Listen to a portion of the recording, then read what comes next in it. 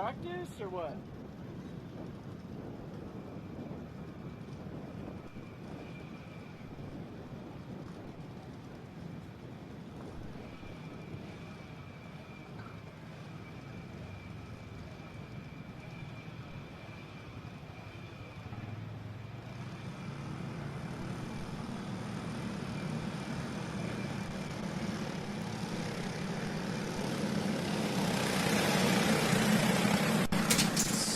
Well, good morning, ladies and gentlemen, and welcome to live coverage of Round 1 of the 2024 ROK Cup USA Florida Winter Tour.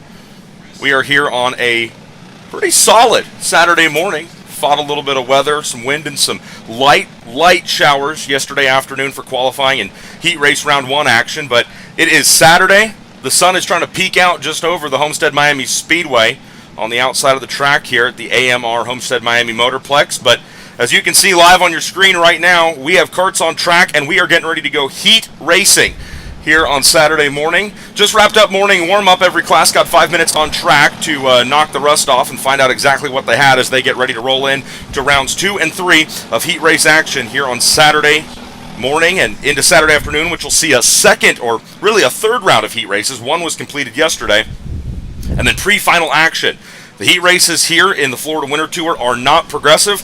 How you finish in each heat race earns you points. You will start each heat race in the same position, and that sets the grid for the pre-final. Briggs 206 is green. We've got seniors and masters on track, and it's a great start from the outside as Christopher Wakefield jumps out to the front and takes over the top spot. Our masters drivers make their way into the tram lanes and settle up 2 by 2, side by side. Green flag is in the air, and we are racing in Briggs 206 senior and master. That's the 105 of Phil Pignataro, jumping out and scoring the whole shot from his pole position in Briggs 206 Masters. Phil picked up the heat race victory unofficially yesterday afternoon, but after picking up a penalty for what I believe was 2 wheels out, coming to the green flag of that first heat race yesterday, he was relegated back to second when the official results from round 1 of those heat races were posted. Green flag is out, and already Briggs 206 senior karts are making their way down the side straightaway through turn 12 and on to the front stretch, 1 lap down. We'll take a quick look at your timing and scoring here. Christopher Wakefield doing a great job on the outside of row number 1 for that first heat race and scoring the lead as they took off through the opening lap. Jaden Cassis was your pole sitter. He's back in second right now. And then it looks like Mac Brown third, Dylan Braswell fourth, and Kareem Shadia complete the top 5 here. Your Masters drivers are right there on the screen. There goes Phil Pignataro. It was a great race, very close action yesterday in heat race number 1 in the Masters category. Pignataro and Diego Rodriguez swapped the lead 2 or 3 times. Pignataro started out in front. Rodriguez was able to get him, and then they had a battle just past the halfway point that ended up seeing Pignataro score the lead late in heat race number 1. And like I said, he was the first one across the start-finish line, but after penalties were handed out post-race in heat race number 1, Pignataro was relegated back to the second position. On the schedule today, if you're checking things out on ROKCupUSA.com, you will see that it is 10-minute and 8-minute heat races plus 2 laps. The schedule has been adjusted to 9-minute and 7-minute heat races. So, had to do some quick math right there. They took 1 minute off each group time. So it's still plus 2 laps, but if it was a senior or a master category and they saw a 10-minute race plus 2 laps, that's now a 9-minute race. And then same for the younger categories, an 8-minute race plus 2 laps has been turned into a 7-minute race plus 2 laps, and that is how we will be working the entire day here on Saturday of round 1 of the ROK Cup USA Florida Winter Tour. Good shot right there of our Masters category as they come out of 4, down into the right-hander, turn number 5. Phil Pignataro holds a scant lead over Diego Rodriguez, and then Jesus Portillo right behind them. It's a 3-car battle for the lead here in Masters. They work their way out of the infield section. Awesome shot right there as they come out of 9. They'll make the double left-handers, 10 and 11, before they make that run down. We don't really want to call it the back straightaway, so let's call it the side straightaway here at AMR Homestead-Miami Motorplex. They'll run down through the last turn, corner number 12, and Phil Pignataro has his hands full as he's trying to keep Diego Rodriguez and Jesus Portillo right behind him. Good action here early on in 206 Masters, or 206 senior drivers. up in front of this group. Christopher Wakefield getting quicker and quicker. Wakefield last time by posted a 56.87. That makes him not only your lead card on track, that makes him your fastest card on track. Change for the lead in the Masters category. That's Pignataro back to second. And he's going to lose another spot, back to third. So Pignataro. Yeah, it's fun to race in these tight packs like this, but when you make a small mistake in a class as tight and dependent on keeping your momentum up as these low horsepower Briggs 206s are, it is all about keeping your momentum up. And that's the name of the game in single speed kart racing, right? We're going to talk about that all weekend here and in February next month, because this middle section at Homestead-Miami, man, it is tight, it is technical, and it is very important to keep your revs up. Pignataro takes a look on the inside of Jesus Portillo, but nothing going there. Diego Rodriguez, now your race leader, as Jesus Portillo got around Pignataro in the infield section. So two-kart swing in the Masters category. No change up at the front in Senior. Christopher Wakefield still out in front. Jaden Cassis, I apologize, sitting second. It's just a little bit over a half-second gap. Pignataro wanted to try to make something happen there down in turn number 5, but Portillo had him covered down on the inside. This is your Masters category. Seniors are now heading down into turn number 1. Good fight for second position in the Senior category, as it looks like Mac Brown is trying to hold off Dylan Braswell. Yeah, right there through turns 2 and 3. Then the quick right-hander, turn number 4. Boy, this Masters fight is not slowing down one bit. Diego Rodriguez, he is who battled Phil Pignataro tooth and nail last night in heat race number 1. Now they've added a third into the mix. That cart right in the middle, that's Jesus Portillo.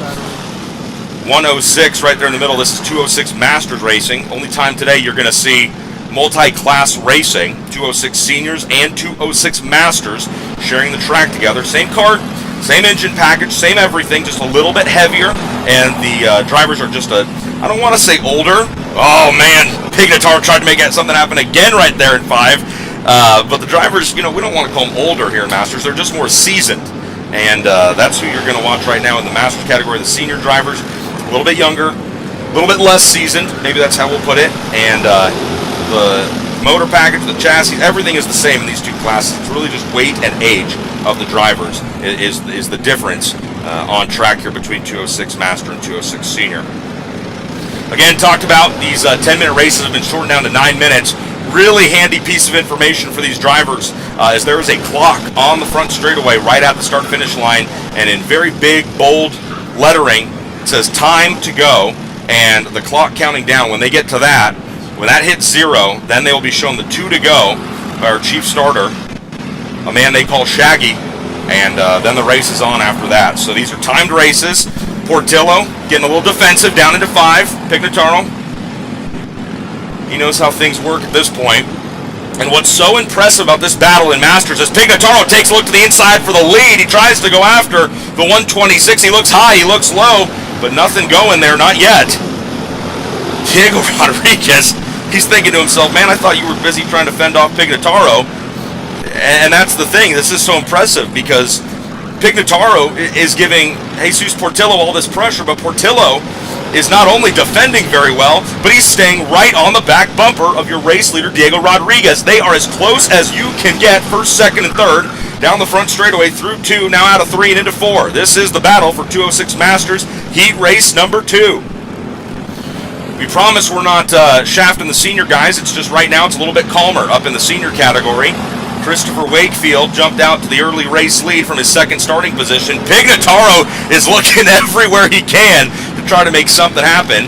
But in Senior, side by side for second right there. Pignataro shoehorns his way in. He's through. Pignataro back to second. Wakefield out in front, 55.86. He just keeps getting quicker and quicker. Less than a minute and a half to go here before they'll see the sticks. Dylan Braswell has gotten around Jaden Cassis for the second position. And this is awesome because I think very often the Masters guys get a rap for not having the most exciting or the closest racing, but you can see it right here in Briggs 206 Masters, the class most people would probably not put their finger on as, that's going to be, crazy good action. It is crazy good action. Look at this tight pack for the lead we've got right here. Diego Rodriguez has stayed out in front, but man, it's not like he's pulled away. Pignataro back up to second after starting this race. on the outside of row number 1. Pignataro and Rodriguez had a great race last night, heat number 1, and after they came across the start-finish line, they actually fist bumped each other going down at turn number 1. Wildly dangerous. Don't advise it. You don't want to do that in wheels touch, but really, really cool stuff, and that just shows you the camaraderie in these races, sometimes with these Masters aged drivers.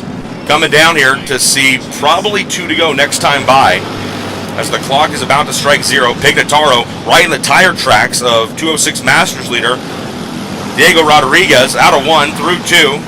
They'll head for the infield section here. And these 2 leaders have pretty much now started to do for the first time today, we've seen them gap third place a little bit here. Jesus Portillo was right in the middle of this battle, but they've actually started to pull away from him a little bit. Our senior leaders have seen the 2 to go now, so less than 2 laps remaining for Christopher Wakefield. He has had very smooth sailing in this race, so smooth that this hectic race for Masters is what we've been glued to. And can you blame us? Look at this. You couldn't even slide. You can slide a couple pieces of paper right there between the rear bumper of Rodriguez and the front bumper of Pignataro. But on these straightaways, not so distant these 2 get from each other. Out of the final corner, they'll see the sticks. 2 laps to go. Pignataro tucked up right behind Rodriguez. A couple different mechanics and drivers have all told me this weekend that the draft is going to play a role, especially in these lower horsepower classes. Momentum. Pignataro takes a look to the inside of 4. Pignataro for the lead. A little bit of bumping and grinding. Rodriguez is going to run wide. Pignataro out to the front, coming to the white flag this time by. 1 lap to go for your senior leader, Christopher Wakefield. He picks it up. The Masters drivers aren't done sorting it out yet. That looks like Portillo back up into second. 1 lap to go here for the senior drivers. Our Masters make their way through the infield. When they get to the other side, they'll see the white flag in the air. Pignataro has broken this thing wide open, and that's the biggest gap we've seen from first to second all day long here in the 206 Masters. Checking in on our senior drivers. Christopher Wakefield, his lead 4.8 seconds. I've been in relationships that didn't last that long. That's how big his gap is currently from first to second. It's going to be smooth sailing for Wakefield as he'll make his way around this last half of the lap here to see the checkered flag.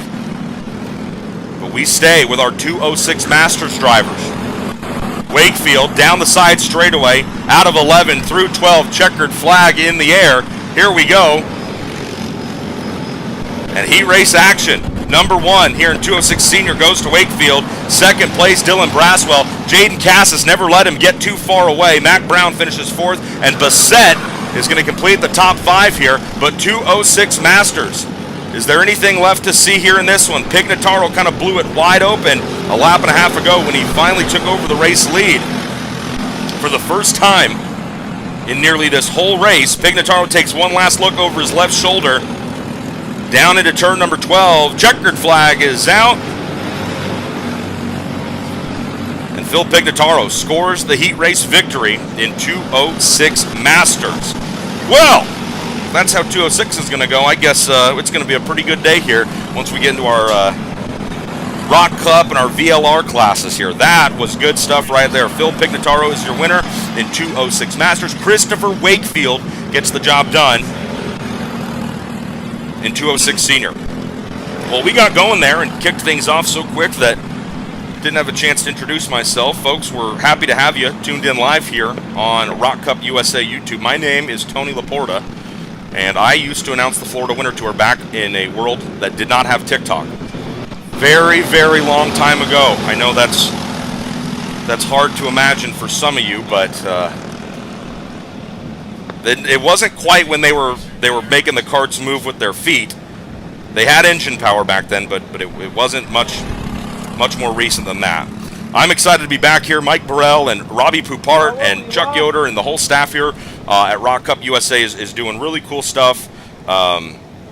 And it's great to see this motor and this brand of racing get legs here in the United States. When I did the Florida Winter Tour, it was Rotax, and ROK was really just starting to get up and get going. It was Rotax one weekend, ROK Cup the next. Hey, there's Brady Yeager right there. And ROK Cup is so much more established now. and it's awesome to see. ROK VLR Junior is making their way out onto the track. Sebastian Garzon picked up pole position after time qualifying yesterday afternoon, so he will lead the field green flag. It's him and Diego Ardiles. I'll make this disclaimer now and a few times throughout the broadcast, folks. It's been a long time since I've been in this world of karting, and the Florida Winter Tour is a beautifully international series with drivers from all over the world. So I will just go ahead and get it out there now. I'm going to mess up some names. I sure don't mean it personally, and if I'm messing up your driver's name, hey, let me know. I want to get these names correct. We want to get the pronunciations right. This is high-level racing here. We want to represent these drivers correctly. So please, if you catch me getting a guy's name wrong time and time again, let us know. And I just apologize for that ahead of time. We're getting ready to go here with VLR Junior Heat Race number 2. Garzon and Ardiles, your front row. Eli Steinberg in third, and Race Beckman make up row number 2. Beckman starting in the 4th position. Alexander Vanchev starts 5th. Chase Gassiot-Lee starts 6th. Amador Martinez Sainz starts 7th. Lillian Scarborough 8th. Ty Fisher and Joao Bonneman, the top 10. Drivers are seeing the green flag the first time by after they're released from grid. So that's why they are packed up and paired up very quickly after this one warm-up lap. Garzon and Ardiles bring him into the tram lanes. The revs go up, the lights go out, and we're racing here in ROK VLR Junior, and that's a lot of go-karts to fit into one turn, and one goes around at the very back of the pack. Didn't get a great look at the number there. Maybe the 838 of Matias Gonzalez. His tough weekend gets even worse. He was a part of a big group of drivers that had trouble in qualifying yesterday, early in ROK Cup or ROK VLR Junior qualifying, but minus that one driver. We have one go wide right there on the entry into 4, but up front it looks clean and green as Garzon and Ardiles are going to go to battle here. VLR Junior here. 10-minute race went from 9 minutes, went from 10 minutes down to 9 minutes, plus 2 laps. Here they come around to complete lap number 1. Let's take a look at him. It is your pole sitter, the 850 of Sebastian Garzon out in front. Eli Steinbruch makes the move from 3rd up to 2nd. That's what he runs after the first lap here. Oh man, it is tight racing. 2nd on back here. Great look at the pack. Garzon has a comfortable lead. 1.5 laps in, but behind him it is anything but comfortable. Diego Ardiles had a great weekend here last week, standing on the podium 4 different times in 4 different features, and it looks like he might have just slipped around from 2nd position. I do believe the RPG driver is in fact back up to his original starting position of 2nd. Leaders coming out of the infield now. They'll make their way around the double left-handers with a spit into the side straightaway. Here they are. Good long run. I'm going to say down the hill, up the hill a few times. There's no hills here at AMR Motorplex. This is the flattest racetrack on earth.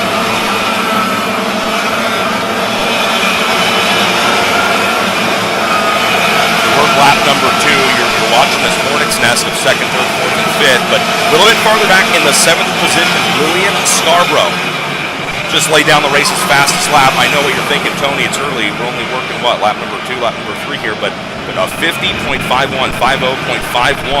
7th place Lillian Scarborough in cart 828, so keep an eye on the 828 here. We'll do our best to watch the 828 and see if that fast lap speed translates into some moves up or even more scored in the 7th position.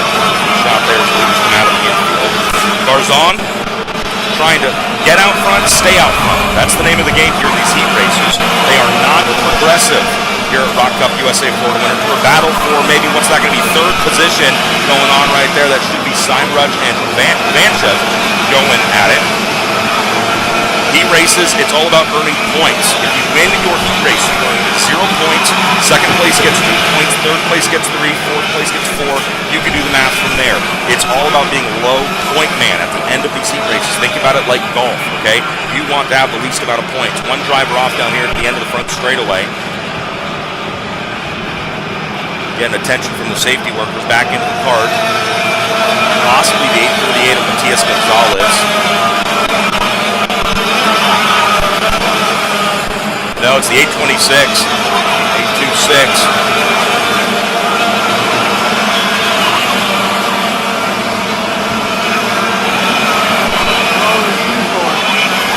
826, that was Gerardo Moreno. Moreno, the driver, off the track at the end of the front straightaway into the barriers. Good fight right there for third out of turn number 4, and they're going to pull Moreno up and out of the cart as he's not able to get that 826 refired and going once again. Good stuff right there, as that's the 803 of Amador Martinez Sainz working on Alexander Vanchev. So move Amador back from 4th up to 3rd. And if you qualified 5th yesterday, you're going to start all 3 heat races in 5th. If you qualified on pole, you're going to start all these heat races on pole. If you qualified 10th, you get the idea here. All the heat races line up the same each round based on where you qualified. You earn points in the heat races. Low point man starts on the pole position in the pre-final. Everybody else is sorted out by the next lowest points and the next lowest points. That's how you start the pre-final this afternoon, and where you finish the pre-final is where you start tomorrow's round 1 final. I love it right there. Martinez Sainz taps the back of his helmet to the driver of the 806, Alexander Vanchev, and he says, hey, let's work together. Taps the back of his helmet. He does that right after he gets around him and takes over the spot. It's very convenient to work together once you're the driver in front. There they are right there, the fight for third. Martinez Sainz getting around Vanchev about a lap and a half ago as they came down out of turn number 4 into the right-hander turn number 5. Picking up our leader, Sebastian Garzon, once again. About 3 minutes, just under 3 minutes till these drivers will see the rolled up 2 flags, letting them know 2 to go. We got one driver off in the front stretch barriers, ran wide on the exit of turn number 12. Safety workers responding quickly. He's trying to get himself rolled back out. I'll get you a number as soon as I can. There you go. You see it on the screen. 841. His fire suit says Nate Dogg. Not fire suit. His driving suit says Nate Dogg. Nathan Dupas.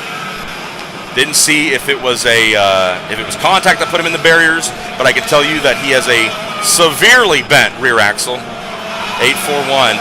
The driver will not be able to continue here. He tried to drive down the inside of the front straightaway. Pretty good damage to the rear end of that cart, so I do imagine you'll be seeing. There you go, good shot right there.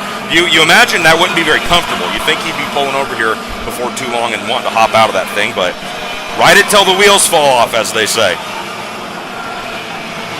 Not a lot of time left in this one. Coming up on a minute and a half to go till these drivers see the sticks. 2 to go. So they'll probably, leaders will get this lap plus 1 more. Speaking of the leaders, there he is, the 850 of Sebastian Garzon. Him and Diego Ardiles have been going at it here as of late. Running both VLR and ROK Cup Junior. Nathan Dupy. Thank you, Artie Carpenter. I apologize. See, that's right there, folks. I messed up a pronunciation, and an interested audience member, Artie Carpenter, a very interested audience member, let me know how to correctly say that name. So Nathan Dupuy. Dupuy. There's a W in there. Thanks, Artie. There you go. Good look right there at Garzon as he makes his way through the hairpin at the top side of the racetrack. Turn number 4. Now he'll feed into the right-hander. Turn number 5. And then into this very tight technical infield section here. Garzon's lead has just gotten bigger and bigger. It's nearly a full second right now. 8 tenths and some change last time by. Diego Ardiles right behind him, or as close as he can get. Again, the gap about 8 tenths of a second.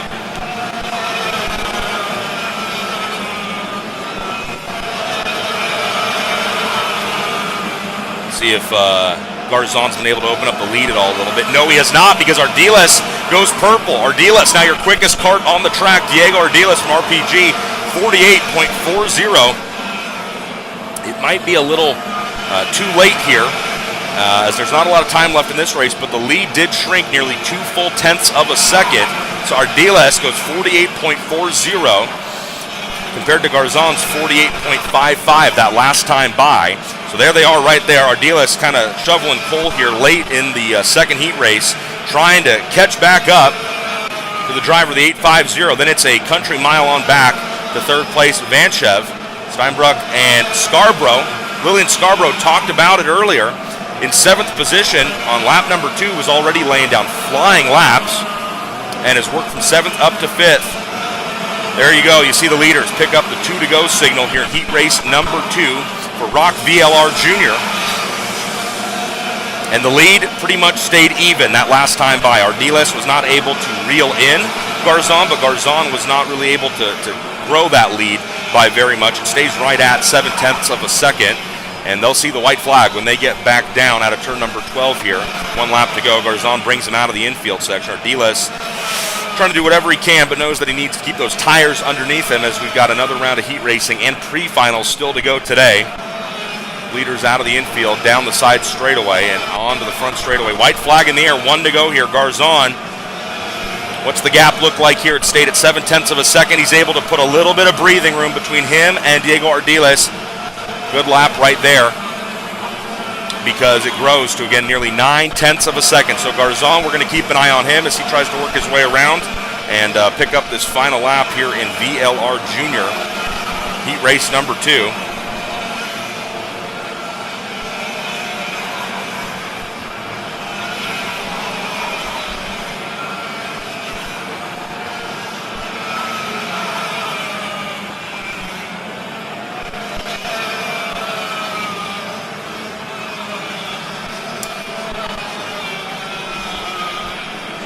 Down the side straightaway into the final corner, out of turn number 12. Checkered flag waves. Heat race number 2 of the day. Heat race number 2 for ROK VLR Junior goes to your pole sitter, Sebastian Garzon. And that's very important because, like we talked about, points are what matters this weekend.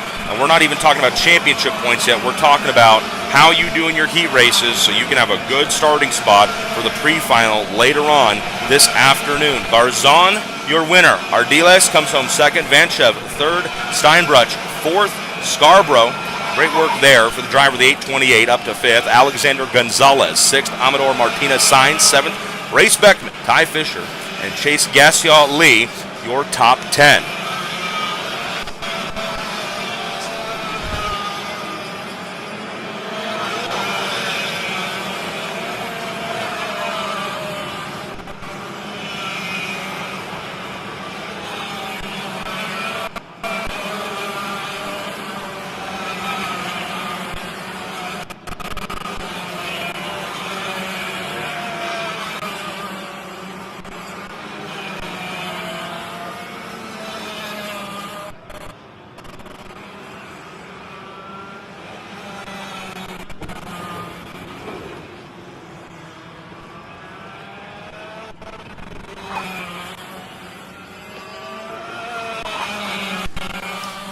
So heat race number 2 for ROK VLR Junior, already done. Alexander Vanchev picked up the heat race 1 win yesterday afternoon. So Vanchev scoring 0 points. Again, 0 points in your heat race. That's very good. He picked up the heat race win yesterday. Scored 3rd in this one. So again, the higher you can finish in your heat races means the less points you accumulate and the better you look for getting into that pre-final. So Vanchev in a good spot. Garzon in a good spot after scoring the win here in heat race number 2 and finishing 2nd in heat race number 1 yesterday. And Diego Ardiles, he was 3rd. Ardiles was 3rd in heat 1 yesterday, 2nd in heat number 2. So if you believe in the law of averages or just momentum, I guess, hey, if you're an Ardiles fan, he might be working his way up to stand on the top of these results in heat race number 3. I don't know. I'm not predicting anything. I'm just saying. That is ROK VLR Junior. Heat race number 2 goes to Sebastian Garzon after starting on the pole position. ROK VLR Senior. Luke Welcome and Steven Iser will be the front row in this one. Kane Martin and Ryan Persing make up row number 2. Alessandro De Tullio and Stephen Miller start 5th and 6th in this one. Hey, there's a cool shot of some karts and some mechanics on the grid right there. Billy Vincent is the gentleman 3rd in line, I guess. 3rd on the fence, wearing the black and red MPG. Really cool story about Billy and that team. His brother Brett, Billy and Brett Miller, or Billy Vincent. MPG is their kart team's name, and MPG, if we can get a little bit of a tighter shot on Billy right there wearing the black and red in the MPG colors. MPG, you know, you might wonder, hey, everybody has these acronyms, these initials. What does that mean? What does this mean? Well, Billy right there in the black and red, the MPG on his shirt actually stands for My Parents' Garage. And growing up in Wisconsin, he and his brother, they wanted to go racing go-karts, and so that's what they did. And back then, there weren't 18-wheelers going up and down the road with a bunch of go-karts in them and big factory tents and setups and what we've got today. So Billy right there, who's been a long-time industry member in the IndyCar series, was a crew chief at Team Penske for quite a while, competition director at Arrow McLaren for a few years, and he stepped away from the IndyCar world, and he's partnered up with Chase Jones, and they run a great program out of Whiteland Raceway Park down in South Central, I guess you'd call it, South Central Indiana. But MPG, my parents' garage, they started out as just brothers, young kids, racing with whatever they could put together out of their parents' garage in Wisconsin. And it's grown into a really solid competitive effort here in 2024. Billy's a great guy, has been in the IndyCar world, what some of us would consider the pinnacle of American motorsport, and he walked away from that and said, you know what, I want to be involved in karting more full-time. So super cool dude. He and Chase have got a great thing going, and I caught him on the monitors there and thought, hey, we're picking up some go-karts. Let's talk about him for a second. Luke Welcome and Steven Eisert, you know what they want to talk about? They want to talk about going racing and scoring some heat race wins here. You don't want to score heat race points. Points are bad. You want no points. Less points you have, the higher up you start. Welcome and Eisert will be your front row. Kane Martin and Ryan Persing will be row number 2. DeTulio and Miller. Row number 3, Quentin Angeli starts 7th. Ernesto Rivera 8th. Colin Lloyd and Marco Mastrazzi, your top 10. Patricio Gonzalez and Chase Jones make up spots 11 and 12. Chase Jones was the guy, the driver I was talking about, teaming up with Billy right there to do the MPG deal. Chase has done a lot of racing, a lot of different kinds of racing. Recently was involved in some Mazda spec, MX-5 stuff, kind of road course, big car racing. And then he's raced sprint cars, he's raced midgets on the dirt ovals, and always finds his way back here to karting. And it's super cool to see a familiar face like him in the pit area. Gonzalez and Jones make up spots 11 and 12. Lorenzo Kaufman and Emma Scarborough are 13th and 14th. Eduardo Castroneves and Jaden Beckman 15th, 16th. Castroneves, hey, that's a pretty cool name. And rounding out the top 20, Jaden Beckman in 16th. Aiden Shimbashi 17th. Acer Torres, Gavin Wardell, and Augusto Acevedo, your top 20, as this is ROK VLR Senior making their way out onto the track. 10-minute race has been cut down to 9 minutes plus 2 laps, so the clock will start with 9 minutes counting backwards when they see the green flag. And actually, in these races today, there will not be a green flag. These drivers will come out of the final corner and down onto the front straightaway, and they will see the red, standing start lights that the shifters see, but they'll be coming at them rolling in these clutch carts, and when the red lights go out, well, we're going racing. The pack slows down, gets as close to tightened up as they can.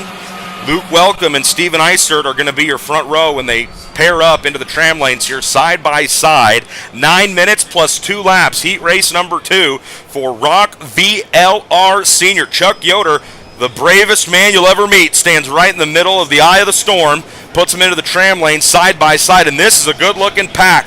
Nice and slow and steady. The revs come up. The lights go out. Luke Welcome and Steven Eisert take them down at turn number 1. Eisert gets nice and close, but Welcome gets the whole shot from the inside of row number 1. He leads them off here in heat race number 2 for VLR Senior. Welcome brings them up to the top side of the racetrack through the hairpin, turn number 4. And look at that beautiful stream of go-karts. Out of 4, they come back down and into the infield. Right-hander, turn number 5, and then into the tight stuff. Everybody trying to sort themselves out now. And as I look out the window, I do believe we had a pretty clean start there. Doesn't look like we've lost anybody. So good start here for ROK VLR Senior. Luke Welcome, Steven Eisert, we're your front row. We'll find out exactly how they sort out. A little bit of moving and shaking farther back the pack. We got one driver running wide on the exit of turn number 8, but he keeps it pointing in a straight line. We're off and running. Lap 1 in the books. Here we go. Look at this, already a fight for third and second. Third place is going to go around. That's going to be Alessandro DeTulio getting around. Early race leader and pole sitter Luke Welcome. Eisert is your race leader. Eisert, though, how long will he stay at the lead? Not very long at all. Because Oh, no, that's Luke Welcome. I apologize. Luke Welcome giving up the top spot, it looks like there.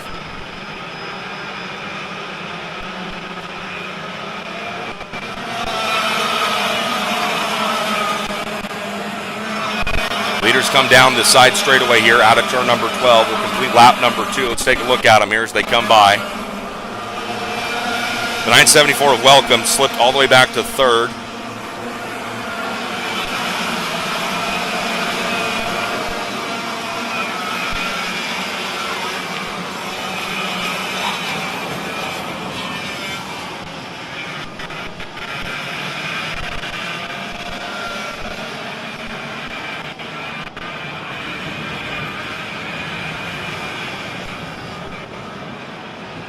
One driver off here on the exit of turn number 1, really closer to the entry to turn number 2, as that driver already knows his day is done. The 944 getting up and off the track. Liam Gray, the driver that's going to retire here early on in this one. Leaders coming around to complete another lap. Boy, VLR Senior action starting to kind of thin out just a little bit here.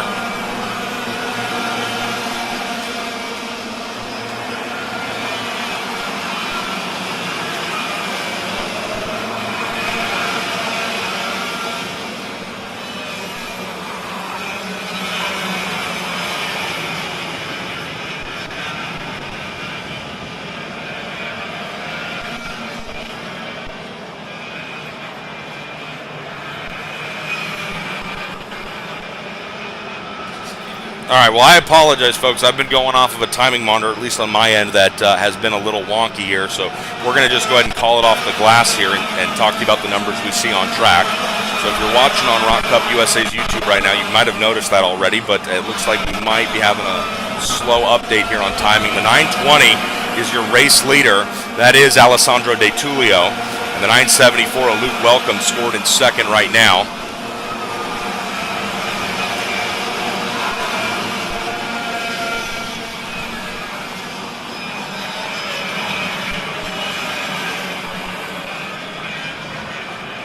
$939 Iser sitting in third, trying to figure out exactly what he can do and how he can find his way into this battle. Good three-cart fight for the lead right now. We'll bring you updated timing and scoring here as soon as we get it.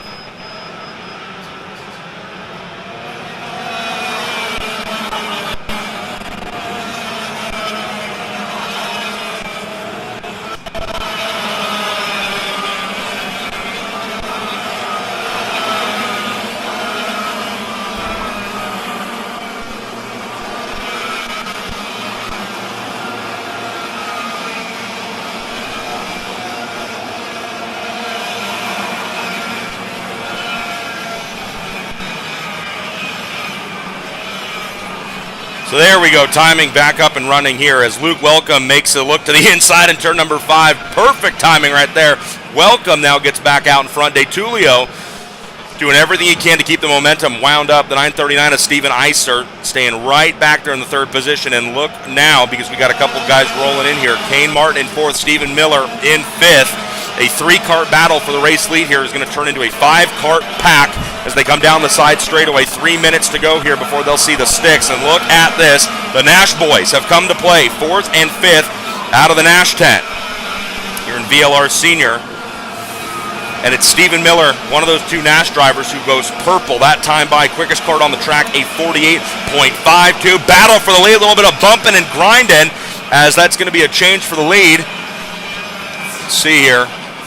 The Nash drivers are trying to break this thing up here, and that's exactly what they've done. It stays physical, third, fourth, and fifth.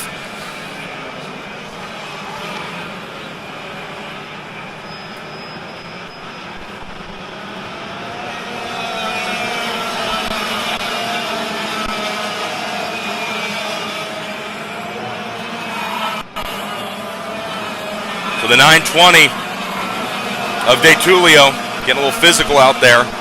And a little bit of hand signals there from Luke Welcome.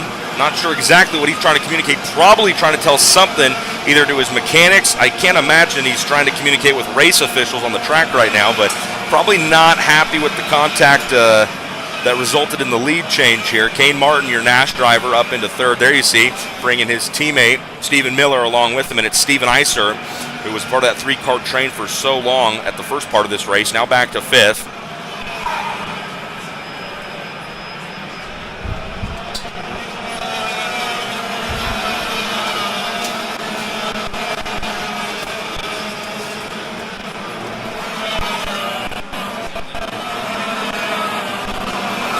know, the Nash Motorsports carts you see right there running in 3rd and 4th. It's a pretty cool effort. They come all the way from the West Coast, and of course, you know, I'm not under any false assumptions. They're the only team or drivers that travel a great distance, but they bring a really big effort out from California, and it's super cool to see them doing well out here. They worked their way up. The two guys we're watching right now, Stephen Miller in the 973 and Kane Martin in the 992. I apologize. Taking a look back and seeing where they started this race. Miller took the green flag from 6th on track. Kane Martin started 3rd, got shuffled back a little bit on that pretty crazy start, but now you can see they're back comfortably up inside the top 5. And I think we got a race for the lead brewing right here. Luke Welcome in that bright green helmet in the 974 has reeled in Alessandro De Tullio. And they're going to see 2 to go when they get back to the line. So this race running out of time. Welcome wants to get around De Tullio, but the watchful eye of these ROK Cup USA officials are monitoring every move. You got to do it clean. You got to do it safe. De Tullio into the infield. Welcome doing a good job staying glued right to his tire tracks. Those Nash Motorsports drivers kind of sitting back waiting in the wings in 3rd and 4th. Here we go, down into the final corner. Sticks up in the air. 9 minutes of racing are done. 2 laps remain here to find out how they'll sort out heat race number 2 in ROK VLR Senior. Stephen Miller, those Nash Motorsports guys, don't count them out. 48.38 Miller, your quickest kart on the track last time by. And Luke Welcome trying to find his way around De Tullio in the 920. De Tullio looked strong in heat race number 1 action yesterday afternoon. We'll talk about it more later, but drivers and teams really had to fight a myriad of changing conditions. Overcast skies, the race was declared wet after a long delay in qualifying for a flip in micro. And so it was really hectic. What you came to the grid with, pre-grid, was filled with karts that had slick tires bolted on, but had rain tires on hubs ready to go. White flag in the air, 1 lap to go here. Luke Welcome sitting back, watching and waiting and watching. What can he do here with De Tullio? As this is for the heat race number 2 victory. De Tullio gets way down to the inside as they enter turn number 4. Luke Welcome knows that's going to kill De Tullio's momentum. De Tullio does a good job, gets it wound back up. They go into the right-hander, turn number 5. De Tullio leaves the outside open, but he knows it's going to bend right back to the left. He's able to shut the door on the 974. Luke Welcome running out of time here, and he's got to be careful because he gives up 1 spot. He doesn't want to give up any more. The Nash Motorsport driver, that's Stephen Miller in the 973. They continue to race side by side. Welcome cuts the inside of turn number 10. You know the officials will be taking a look at that. Checkered flag in the air. And it's going to be De Tullio and a big old mess. Second on back. I'll tell you how they came across the start-finish line, but I will remind you this is definitely not official. Alessandro De Tullio scores the Heat Race 2 win. Stephen Miller scored in 2nd. Luke Welcome 3rd. Stephen Eisert 4th, and Kane Martin 5th. Again, you saw it right there on your phones, your tablets, your iPads, whatever you're watching live right now, that there was some aggressive maneuvering, let's call it, there on the last lap on the backside of the racetrack. So these results, as always, are unofficial. One driver pushing their cart back towards the scale area. That looked like the 917 of Autumn Fisher. So Fisher not picking up the checkered flag, I don't believe. We'll take a look on the alpha timing here and let you know. Yeah, I don't believe Fisher saw the checkered flag. Officials are over there with her. Tough way to end a heat race. Because no matter where you are, front of the pack, middle part of the pack, back of the pack, these points are still very critical. VLR Senior is done. And what I'm fairly confident of is that Alessandro De Tullio will hold on to that win. Of course, that is not official. Stewards and the officials and scales and tech still have a lot of things to say about how each and every one of these races end. But what I can tell you confidently and what I can tell you officially is that was a very entertaining race. That was a lot of fun to watch. We're getting ready to go here with our next class, which will be as I look on the schedule here. Great shot there of the starting grid. ROK Mini. ROK Mini drivers are sitting there on the grid getting ready to go. Schedule today pretty simple, pretty comfortable if you ask me. Morning warm-up, everybody got 5 minutes of morning warm-up, and then this is the second round of heat racing. Then they're going to have a lunch break. Then it'll be the third round. Everybody will run their third heat race. Then it'll be right into pre-finals, and just like that, the day is done. So 4 classes, 2 in the morning, 2 in the afternoon. Lunch break, my favorite part of the day, right in the middle. And then we're out of here heading to, well, I'm heading to dinner. I don't know what everyone else is doing. The grid has been released, and ROK Mini takes to the track. Josh Bergman and Benja Fernandez will be your front row here. Valentino Santillan and Maxwell Macha make up row number 2. Julian Rivera and Lorenzo Verla make up spots 5 and 6. Dominic Moskalenko starts 7th. Nicholas Orbezo 8th. Colton Scheingenberg 9th. And Marco Farzi 10th. Marco Samet 11th. Harimo Corral, Royce Vega, Nico Kotowski, Geronimo Zaluga, and Fabian Acevedo. Did I tell you earlier that some of these names might not come out perfectly every once in a while? ROK Mini getting set to go here. An 8-minute race has been cut down to 7 plus 2 laps. And good shot there of the 140, the 140 of Bergman. That dark blue visor will be the pole man down on the inside. Benja Fernandez will be on his outside here.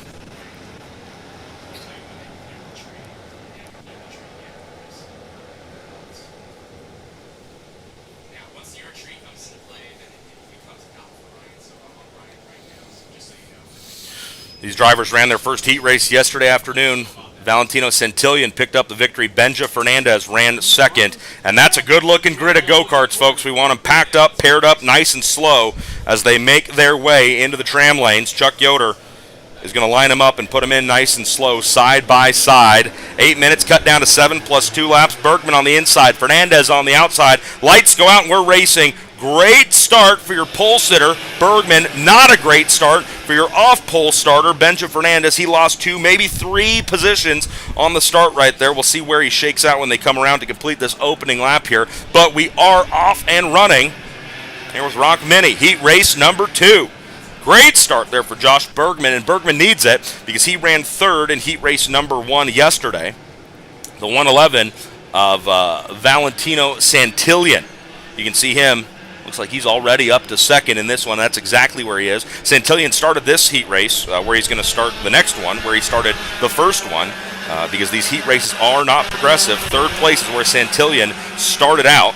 He scored the win yesterday, and they come down to complete the opening lap. There is your race leader, your pole sitter, Josh Bergman, trying to earn 0 points here in heat number 1. Valentino Santillan up to 2nd. Bergman lays down a good opening lap, 54.85. Only driver, it looks like, into that 54-second bracket right off the start, but of course that would make sense as he was the pole sitter and didn't have any traffic, didn't have anything to worry about in front of him. He was able to jump out to a very clean opening lap, and that's why you see his lead already over half of a second on the opening circuit. Good shot right there of some karts battling, the 158 and the 133. That's going to be the fight for 8th position. Nicholas Orbezo, the 133. Boy, Royce Vega. Vega up from 13th to battling for 9th already. Great opening 2 laps for that young driver. 2nd and 3rd going to be a close one here already, as Santillan is slowly getting reeled in by the 105 of 2nd place starter Benja Fernandez. Let's see if we can check in on that battle for 2nd place. We're looking for the battle for 2nd here. And there it is. There it is. The pass for position down into the hairpin. Fernandez gets back around. And the 111 of Santillan into 3rd. So right as we tried to cut to that, good timing there, as your off-pole starter Benja Fernandez moves from 3rd back up to 2nd. That's where Fernandez started this race. Didn't have a good jump off the initial lights out.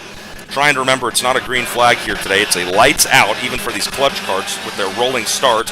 Tight action right there. 2nd and 3rd all over each other. Fernandez happy to be back in that 2nd spot, but you know really what needs to happen here is they need to go get Josh Bergman. Bergman, the pole sitter race leader, out in front. His lead right at half of a second, 5/10. And it's so hard, right? It's so hard to be patient and work together instead of trying to race the guy right in front of you. But really, truthfully, if Santillan and Benja Fernandez here just link up, put their front bumper to rear bumper, and work on pushing each other to reel in, they can catch Josh Bergman right now. The draft, like we talked about already, drivers, mechanics, they'll all tell you here at Homestead, the draft on these long straightaways, it plays a major factor. And you'll see it if these two drivers in second and third that we're watching can work together. Boy, we could see this turn into a three-kart battle for the race lead. Let's see. Hey, look, I almost look like I know what I'm talking about. The race lead goes from half a second down to just over 3/10.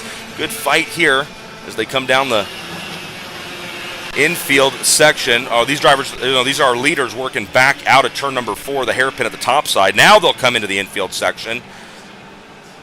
This is the fight for the race lead. The 140 of Bergman's going to leave the inside open, and Benja Fernandez is going to walk on through to the other side. Race lead change as Fernandez goes from second on the start, back a few spots, third, second, now to the race lead. Fernandez, your new race leader in the 105. The 140 of Josh Bergman, not looking to give up any more here. He's in second, but he's got to get defensive as yesterday's winner, the 111 of Valentino Santillan, hot on his trail in the third position. Great three-kart pack for the race lead as they come across the start-finish line down into turn number 1.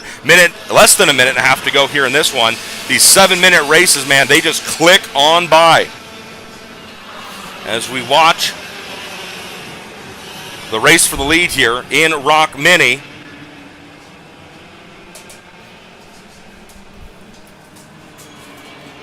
There it is, another fight for the lead, and Bergman, your pole sitter, goes back and gets it right where he lost it a lap ago, and Santillan is able to come along for the ride. So Santillan goes from third up to second. Fernandez drops from first to third, and we've got a fourth kart joining the battle here. That would be the one and only Julian Rivera in kart 1, 2, 4. So Rivera makes this a 4-horse race. 30 seconds on the clock as they come out of the final corner. Next time by, they'll see 2 laps to go, and it's a very closely contested 4-kart race here at the front. Bergman riding a roller coaster of emotions here in heat race number 2. Started on the pole, fell back a spot. Has been as far back as third, I believe, and now he's found his way back up to the race lead.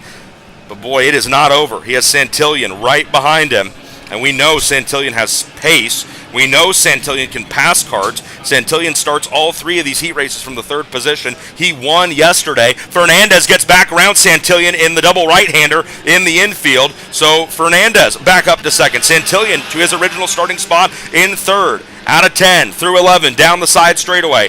Sticks are up, 2 laps to go. And it is far from over. Josh Bergman, he's got himself a tiny bit of breathing room. How tiny? 0.2 of a second, but it's the 105 who's the fastest kart on track. Benja Fernandez goes purple. Last time by, 51.93. Fernandez trying to find any way he can to go after your race leader, Bergman, but he's got to play defensive because he's got Santillan right behind him. Fernandez literally in the hot seat here as he wants to go after the race lead. He's got a lap and a half to do it, but he can't get too crazy because if he does, he's got Santillan and company behind him, ready to shuffle him outside of the top 3. In through the infield. Out now, the head for turns 10, 11, and 12. When they get to the other side, they'll see the white flag wave here. 1 to go in ROK Mini, heat race number 2. Josh Bergman started this race, as he will all the heat races, on the pole position. Change for second. Did we see it? Yes, I believe we did. Santillan and Fernandez continue to swap positions. Santillan now back up to second. They better figure this one out because they've got less than a lap to do it. All this battling for second position has really helped out Josh Bergman, and they are not done trying to slide each other for the second position. Move Fernandez back up to P2. Santillan pulls to the outside, but the track goes to the right-hander. That's going to benefit Fernandez. Santillan tries to make his way through, and that's exactly what he does. Beautiful racing right there, but Fernandez gets him right back. Now, it's going to be Santillan dropping from second to fourth.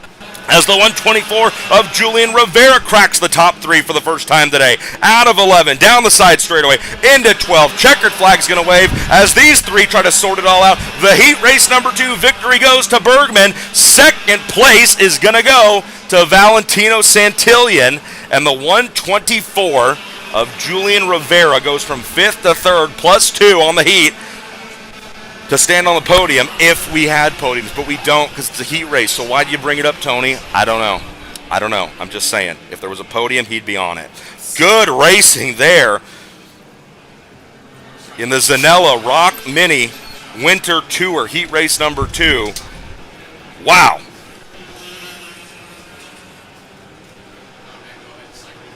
We want to thank all of our sponsors here as, boy, they bring us the coverage that allows us to show you racing like that. Josh Bergman picking up the victory. Valentino Santillan won yesterday, picked up the victory in heat race number 1, runs second here today.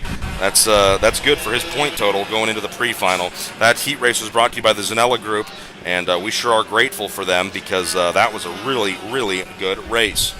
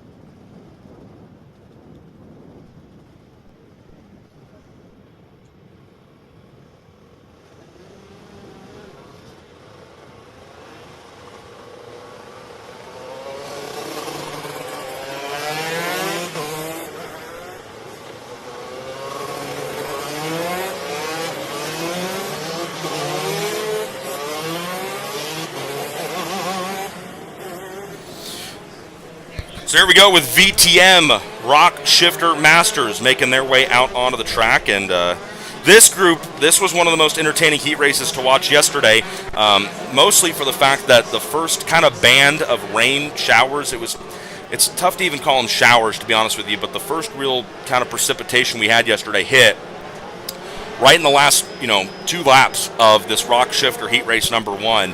So these guys were out there on slicks. And it was it's pretty hairy last lap or 2 for these ROK Shifter Masters. So I'm quite certain they're very happy to be out there now and have dry weather, dry tires, dry racetrack underneath them for this second heat race of the weekend here on round number 1 of the ROK Cup USA Florida Winter Tour. ROK Shifter Masters yesterday, that heat race number 1 did go to Jose Montalto. Scott Presti ran second. Laurento Mardan was 3rd, and Morn Von Tak with Corey Matthews completed the top 5. 13 carts entered here in ROK Cup Masters Shifters.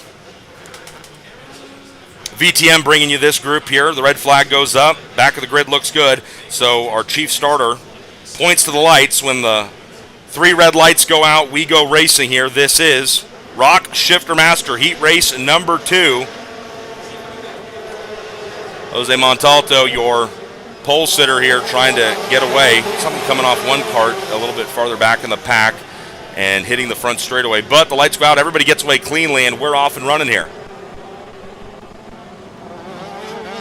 Oh, a couple carts getting together right there on the corner entry into the hairpin turn number 4. Sounds like maybe the 526 of Rondette. And I'm not positive of the other number the officials just called out over the radio that was involved in the incident. But yeah, a little bit of close quarters, too close quarters racing right there as they got into the first hairpin on lap number 1, turn number 4. Here they come around to complete the opening lap here. ROK Shifter Masters. Jose, your race leader, but it's actually Luis Gaudier, who was your quickest cart for a moment. Quinones goes purple on lap number 1. Luis Quinones with a minute 19.28.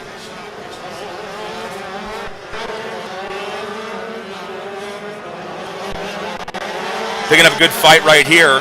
That's Francesco Vassallo. He goes by Frank the Tank, and he's the driver of the 508 right there.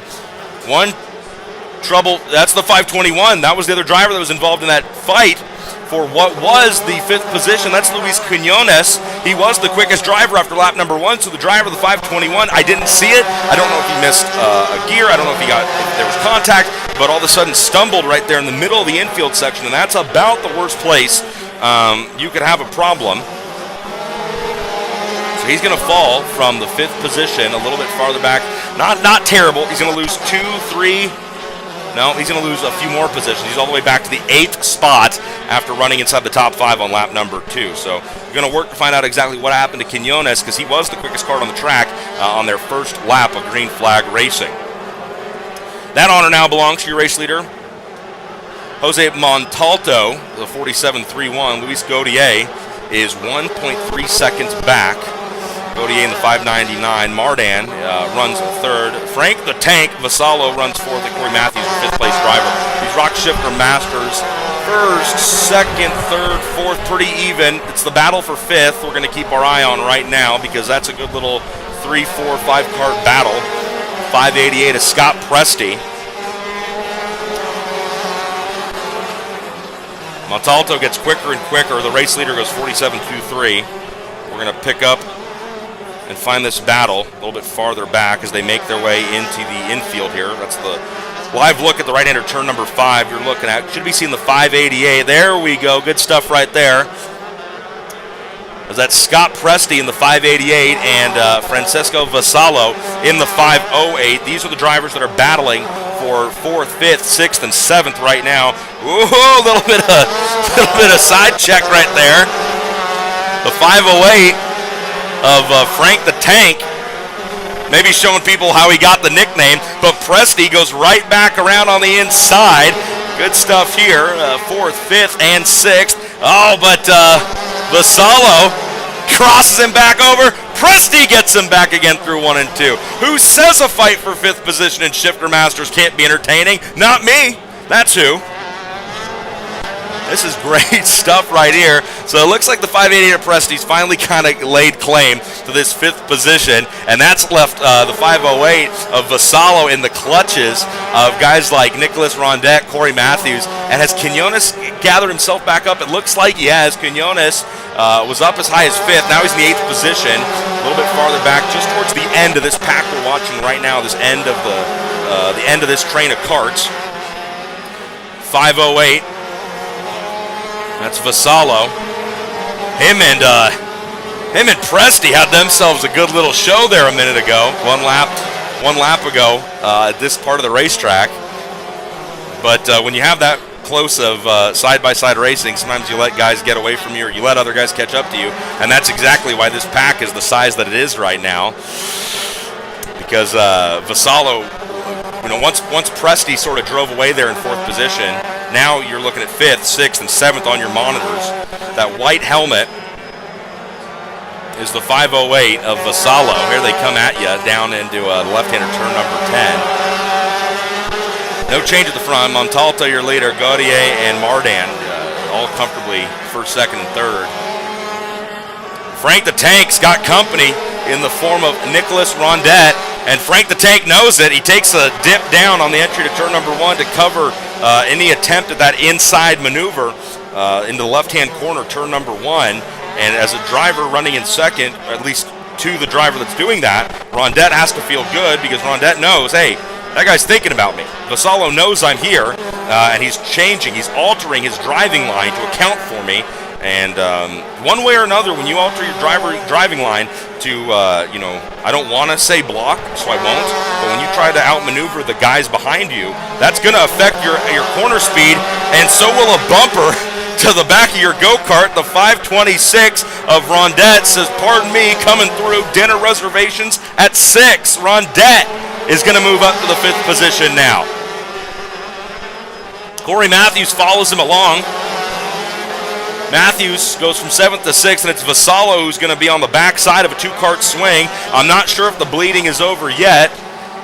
ROK Shifter Masters. You find battles in the coolest places. 1st, 2nd, and 3rd. Montalto, Gautier, and Mardan. It's a 3-second lead from Montalto back.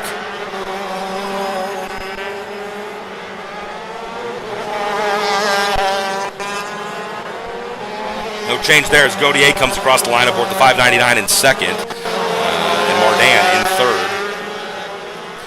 Montalto hears us talking about him, so he goes purple, lays down the race's quickest lap to this point. Montalto 46.94, but the close stuff right here is not over. The 508 of Vassallo now dealing with the 521 of Quinones. And Quinones, well, he's in the hot seat as well, as that's the 568 of Morn Van Tak right behind him. Van Tak taking a look to the inside down in turn number 5. Van Tak is there, and he's through. Move the 568 a position up. Van Tak goes from 9th to 8th. This is good stuff here late in the going of ROK Shifter Masters. Again, this group brought to you by VTM. VTM, your class sponsor, ROK Shifter Masters. Quinones trying to go right back after Van Tak.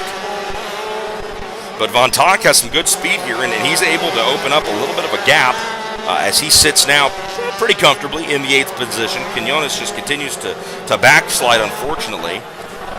Well, we say that, but you know, not really. He started this race in the 10th position. Quinones did.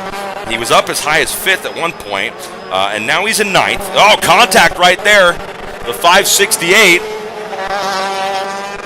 of Van Tak getting crossed up, and trouble for him as he's going to go off the course, I believe, in the infield. Yeah, he's done. So maybe damage to the left front of that cart. He's off the track right at the exit of turn number 7. The first of those two left-handers. They've seen 2 to go here at the starter stand, so not a lot of time left here. ROK Shifter Masters, Quinones, and Daniel Breitenstein.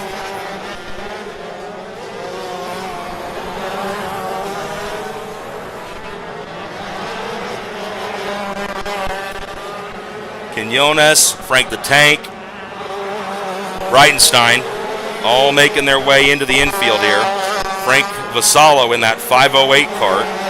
And then there's Quinones. Quinones throws it to the inside, and he's going to catch a piece of Frank the Tank. Frank's not going to be happy about that. He goes for a half spin, and has Quinones re-fired? Yes, he has. No, he hasn't.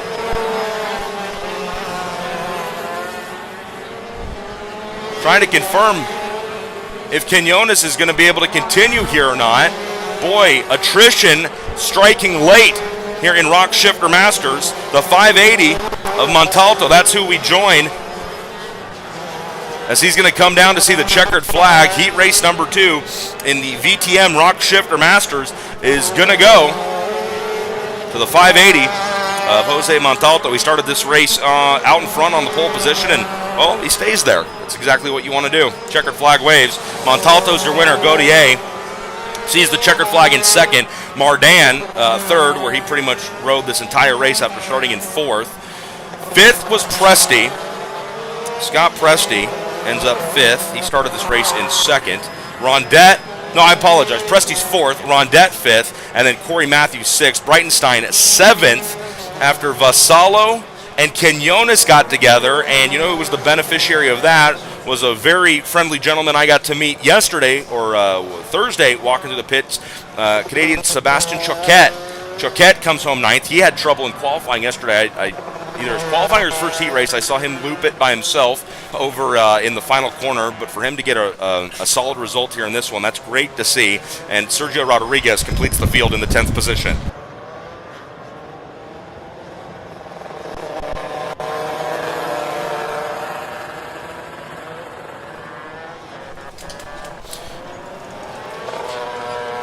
Good look right there inside the ROK Cup USA scale area.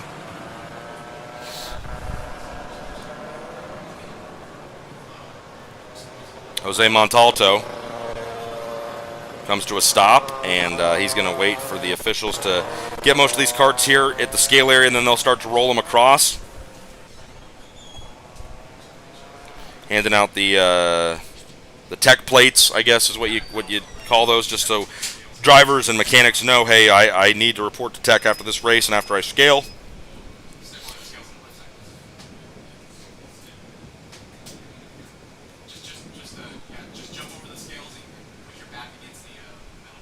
Montalto, your winner. Gautier comes home second, Mardan third, Presti fourth, and Rondette fifth. They're in a pretty wild fight in the middle of the pack for VTM ROK Shifter Masters. Keep moving through here. Second round of heat races are clipping along. ROK Shifter Masters is done, which means we've got a banger of a race coming up next.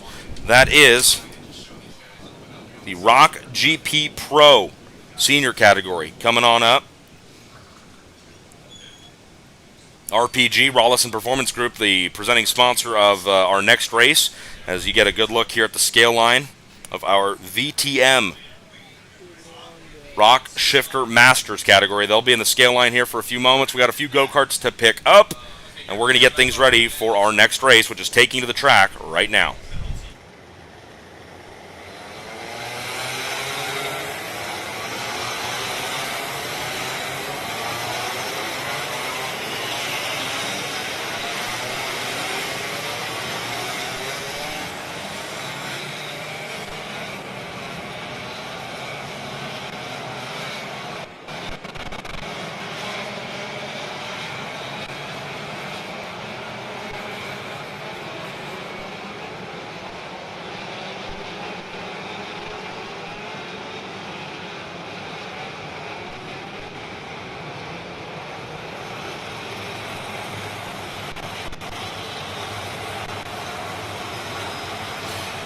Jacob Kolar was your winner of heat race number 1. Yesterday, he was the winner of your pole position in time qualifying.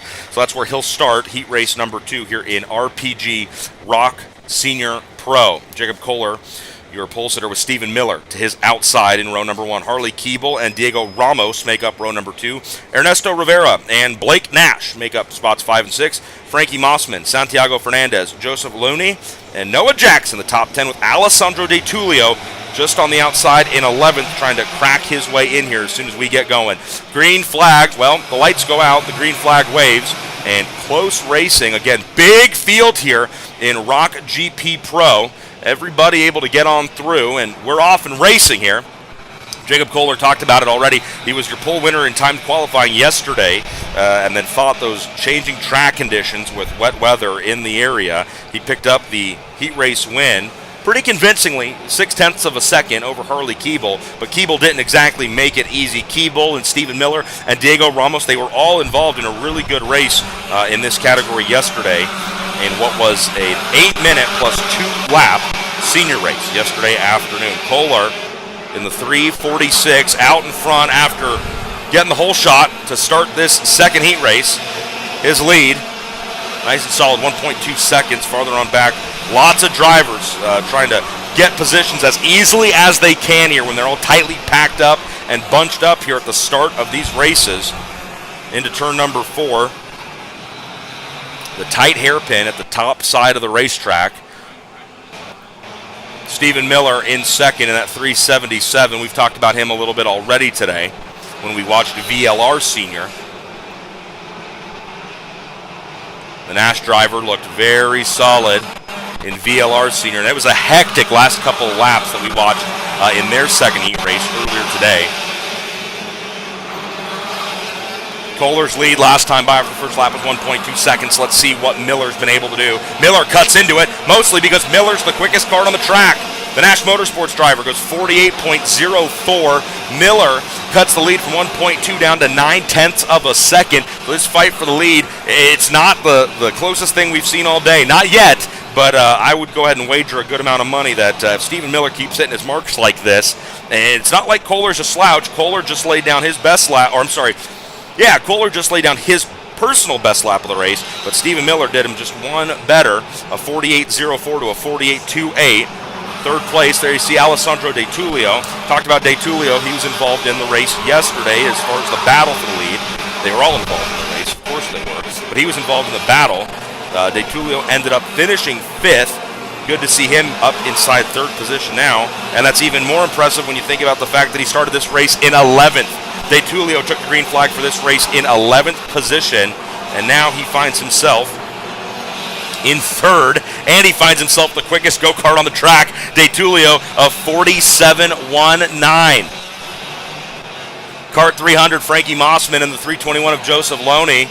That's the fight you're watching right now. It looks like the 300 of Mossman just got around Loney. That's 5th and 4th right there, so move Mossman up to 4th, Loney back to 5th, and then they've got the 304 right behind him, Ernesto Rivera in 6th. Rivera took the green flag for this race in the 5th position, so he needs to kind of get back on his horse here and continue to pick up positions. Higher up you finish, the less heat race points you earn, the less heat race points you earn, the higher you start in your categories pre-final later on this afternoon. Pre-finals will be the last race of the day for each one of these classes on Saturday, day 2, the ROK Cup USA Florida Winter Tour. Our battle for the lead has calmed down just a little bit. Kolar is your quickest kart on the track. Kolar goes 46.73. Identical lap times last time by for Kolar and Stephen Miller. First and second each ran a 46.73. And do you know what happens when you and the guy you're chasing run identical lap times? Nothing happens. Nobody gets closer. Nobody gets farther apart. Kolar and Miller running crazy competitive lap times right now. 46.73. They're the only drivers. Check that. Blake Nash joins them in the 46-second bracket. Blake Nash goes up from 9th to 8th, 46.81. Kolar gets quicker again, though. 46.50. Kolar right there. Oh, man, it's hard. Our cameras can't even keep up with him. He's so quick. 46.50 gets faster and faster lap after lap. But Stephen Miller, Alessandro DeTulio, they're all doing their best to hang with him.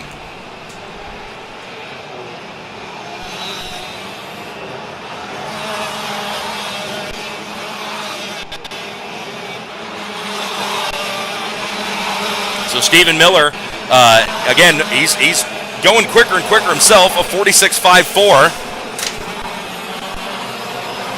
Yeah, this is awesome, man. This is like a glorified qualifying session with just a lot more on the line because these guys just keep getting quicker and quicker. Now Miller takes over top speed honors, 46.46 for Stephen Miller. The Nash Motorsports driver is now your quickest kart on track. The lead still just barely over half of a second. As you look at him there, heading through the double right-handers, 7 and 8. Stephen Miller behind him.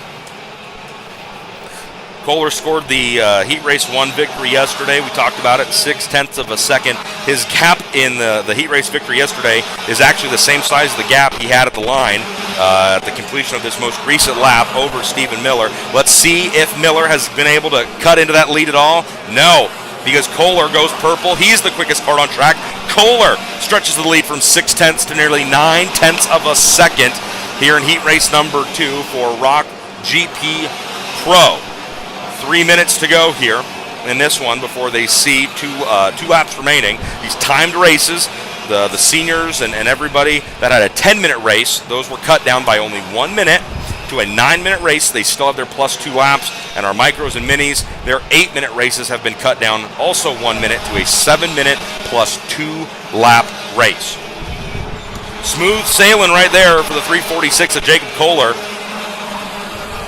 It's great to see a driver feel that comfortable in his go-kart, and it's extremely physical. Those of you back home watching, I know we have a lot of drivers, a lot of people who have done this sport competitively. You know that it's not nearly as smooth of a ride as it looks, but maybe if you're watching this and you haven't raced a kart like this, or you maybe haven't raced on a track like this, it probably looks like he's not putting a lot of work in right now, Jacob Kolar and Stephen Miller and all these drivers, but that couldn't be farther from the truth. These drivers are fighting pretty strong grip conditions out on the track right now. These Levanto tires have just been awesome this weekend, putting a ton of rubber down, and you can see it right there. We got one driver upside down, that's the 348. One driver, that's Gennaro Trappa. Trappa underneath his kart, and we lose the shot for just a second. We pick back up with our leaders. Trappa still trying to get out from underneath the cart. He's able to finally do so. Safety workers on the scene and ROK Cup officials checking on him. Oh boy, the 348, Trappa was running in, it looks like, the 11th or the 12th position. He's up, he's out of the cart. You know, you're not sure exactly everything about his physical condition. As soon as we can get an official over there and talking to that driver, we'll let you guys know. But the good news is he did get out of that cart, was able to get out from underneath it, and he's up and walking. So as soon as we know more about Troppa, we'll pass that along, definitely. Not a lot of time left in this one, and Kohler, well, he's just okay with that. His lead has pretty much evened out right here at 1 second, 1.1 seconds now. Stephen Miller, again, just trading blows back and forth between Kohler and Miller. Fast lap for Kohler, fast lap for Miller. And in the end here, Kohler looks like he's been able to just kind of keep that pace for just a little bit longer. His last lap was a 46.3, and Miller's not far off. He's not far off at all, 46.42. DeTulio, though, man, can you say enough about him? 11th to 3rd in a very short amount of time. Here in ROK GP Pro Heat Race number 2. Frankie Mossman in the 300, we got to catch a little bit of his passing. He started this race in 7th. He's up to 4th, and that's what you need to do. That's what you need to do when heat race points, when those points matter, when it's not a progressive format, when it's all about earning finishing positions that get you smaller amounts of points. That's what you got to do. Go from 7th to 4th. Go from 11th to 3rd. Those are money moves, as the kids say. Those are money moves. Leaders are going to come around to see 2 to go. You're riding along right now with Jacob Kohler.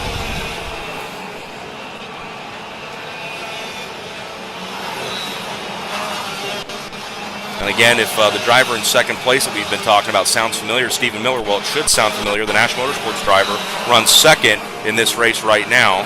He finished second in the VLR Senior heat race that concluded just a little while ago.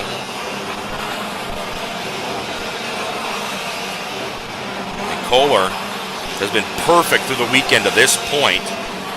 Pole in qualifying, heat race number 1 victory. He's going to see the white flag when he gets back to the start-finish line here as he heads out of 4 through 5, now into the infield sections, 6, 7, and 8. And talked about the physicality a little while ago. You can see how black, how dark the track is in these fast corners on the flat track surface here at AMR. Tires are just laying down mass amounts of rubber. It's getting very grippy. These drivers are having to hang on for dear life with these fast, flat sections in Homestead-Miami. Cool shot right there. As the white flag waves, 1 lap to go. And can you believe it?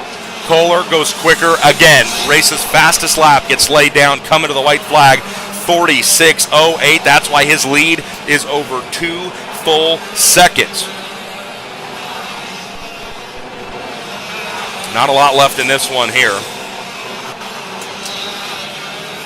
A little bit farther back, Noah Jackson runs in 10th. Nolan Bauer in 11th. Xavier Suarez is in the 362. He's running in 12th right now. Suarez started this race in 12th. That's exactly where he runs. Out of the final corner, checkered flag waves, and he stays perfect on the weekend so far. Kohler wins heat race number 2 here in the RPG ROK GP Pro second heat race. Stephen Miller, man, does a good job there at the very end. Was able to take a little bit of Jacob Kohler's lead away. Miller ends up second. DeTulio 11th to 3rd. Unless there's a major misprint on my starting grid here, that's incredibly impressive for DeTulio to go 11th to 3rd. That's awesome. Frankie Mossman up to 4th after starting 7th, and Diego Ramos finishes in 5th after starting this heat race in the 4th position. Rivera was 6th, Blake Nash was 7th, Fernandez 8th, Jackson and Loney the top 10.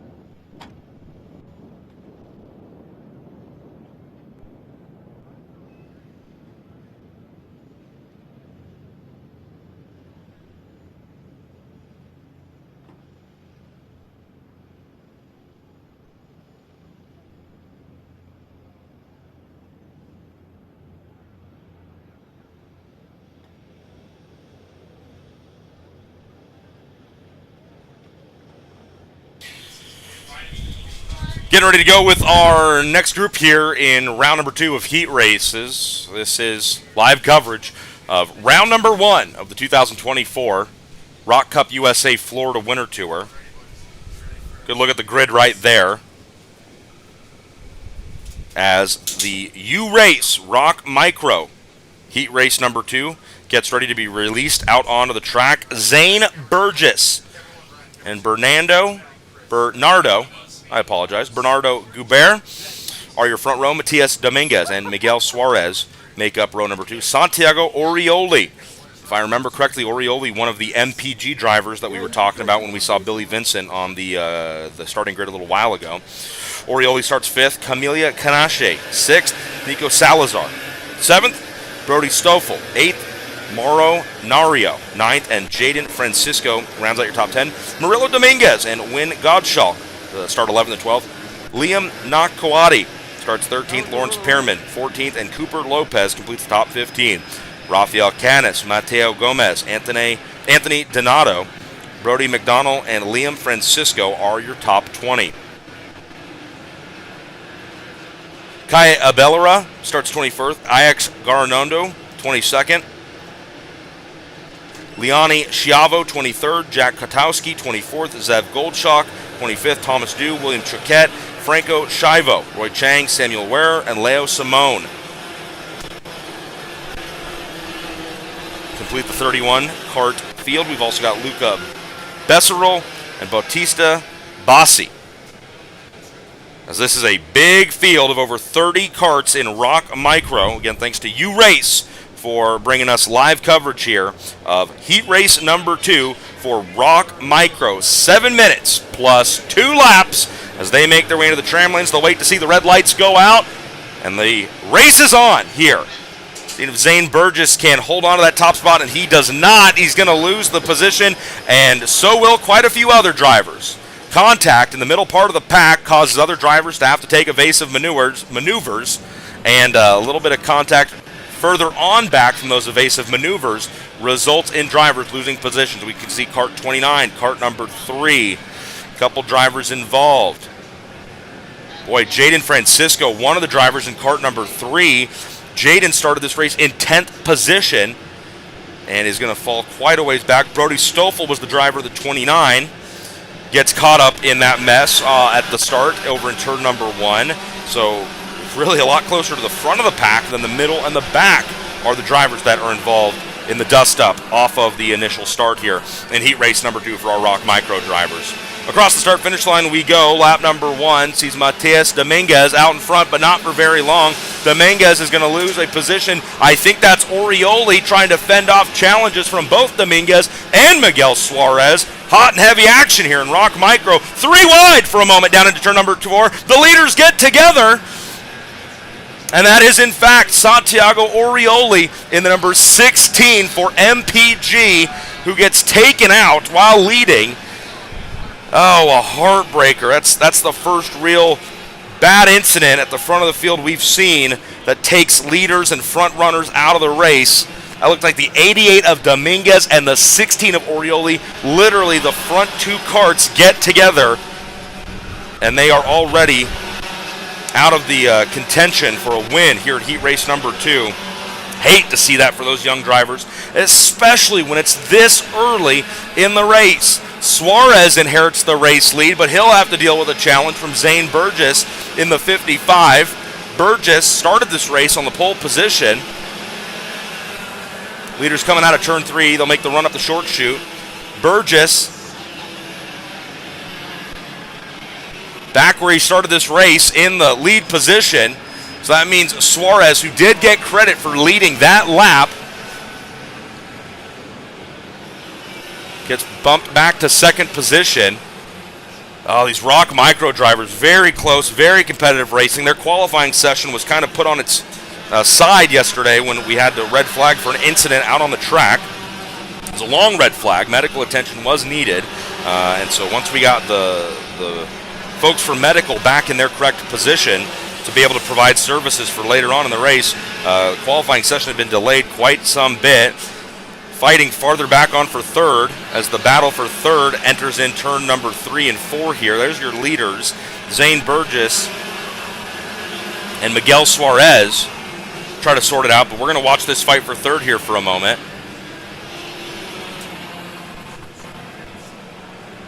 Watching the battle for third here. There it is, right there to turn number 4. The 36 makes a great move. Camelia Canache right on Bernardo Guber. And you've also got the 35, and it looks like the 80.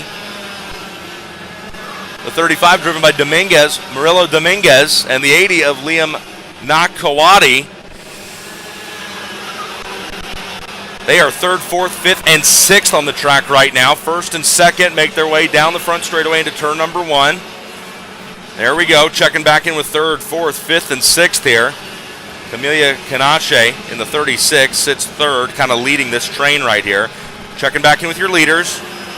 The 55 of Burgess, the 26 of Suarez, no real change in position.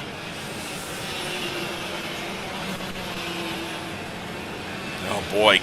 Anywhere you look on track right now, looks like we've got pretty close action. That's the battle for third, fourth, fifth, and sixth behind them. Lawrence Perman runs 7th, Brody McDonald 8th, Leo Simone 9th, and Luca Beckrell up to 10th. Luca had trouble in qualifying, did not start or at least did not complete the session according to my grid sheet here. So for Luca in that number 30, to go from the back of the field up to 10th already. Fantastic driving for Luca in kart number 30. Here we go, the fight for the lead, maybe starting to pick up business here. Zane Burgess defending into turn number 4. We've already seen calamity in that corner for the race leaders. Burgess drops those right side tires on corner exit, but it doesn't hurt him too much. Burgess trying to keep Miguel Suarez right behind him. Suarez, let's call it a kart length, now less than that, much less than a kart length back through the infield section here. Suarez started this race in the 4th position.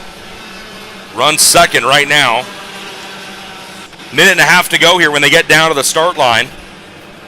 So they might get this lap and one more in before they see 2 laps remaining.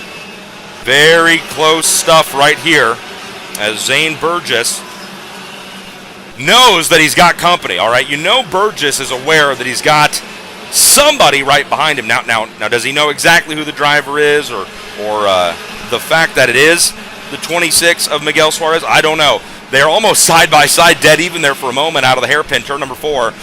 But you know that Burgess knows he's got company because, again, he's being pretty mindful on corner exit. He's trying to cover his corner exit as much as he can, but also being smart about it and not allowing that covering, that defensive maneuver out of the exit. He doesn't make it too big. It's not too grand of a gesture because he knows that'll hurt his exit speed. It'll hurt him for setting up for the next corner. So Zane Burgess really right now doing a pretty great job at showing us how careful you have to drive. One drive around right there in the middle of turn 10. That was the 35. A quick look at the driver of the 35. That was Murillo Dominguez with trouble over in turn number 10. Drivers are going to see the 2 to go signal when they get back to the start-finish line this time. Down into the infield, Burgess trying to keep the fastest driver on the track. Miguel Suarez, he posted a 53.16 back on lap number 4. Suarez, the owner of the quickest lap of this race to this point, all over the back bumper of young Zane Burgess. And I mean all over that back bumper. Burgess doing the lean out of the corner through turn number 11. Takes a look over his shoulder. Goes, oh man, you are right there. 2 to go at the line. The rolled flags are shown. This is it. If you're Miguel Suarez, you know that you do not have a lot of time left. And Burgess is making that cart as wide as he can, and I don't mean that with negative connotation. I don't say that like he's driving anything more than he should be. He's doing a great job at running to the full track exit and getting back over to set up for the next set of corners. This is really entertaining action as first and second try to sort themselves out. And folks, remember, this is the youngest class of drivers we have here racing at the ROK Cup USA Florida Winter Tour. So when you see kids like this thinking and planning and executing to the point that we're watching Zane Burgess, Miguel Suarez, and all these other youngsters execute the way they are, it's incredible. It's just, I don't know. I don't know how to sum it up any better than this. Is just very impressive to watch because these are young kids that are out here doing very high-level stuff. They're driving safely, they're driving responsibly, and they're driving ultra competitively. Now with the white flag in the air, Burgess knows he has to defend for his life here. If he wants the heat race win, he is going to have to straight up keep Miguel Suarez from taking it from him. Side by side, down into turn number 5. Suarez now to the outside, Suarez now to the lead. Cart number 26 goes around the 55 of Burgess. New race leader, Miguel Suarez, out in front with less than half of a lap to go. They come out of 8 and 9. Now for the double left-handers, 10 and 11. It is all over, but seeing the checkered flag wave, wow, Miguel Suarez sat back, bided his time, was very patient, and the checkered flag is going to wave over the driver of the 26 before it waves over anybody else. Miguel Suarez, great move there on the last lap to get around pole sitter and long race leader Zane Burgess to score the victory here in the U-Race ROK Micro Heat Race number 2. Great stuff there as Suarez just drives what I think was a very smart race. He didn't overuse his stuff. He didn't show his nose too many times. He wasn't overly aggressive. You know, you saw some pretty aggressive driving there at the start when you see the leaders getting together with each other. I'm not placing blame. I'm not saying whose fault it was. I'm just saying that there was a lot of, really up on the wheel driving to start this micro heat race number 2. And so to see Suarez sit back and just go, hey, we still got some laps left in this thing. Hey, we got 2 to go. Hey, now we got 1 to go. It's time to go. Hats off to him. Great driving there as the U-Race ROK Micro second heat race is done.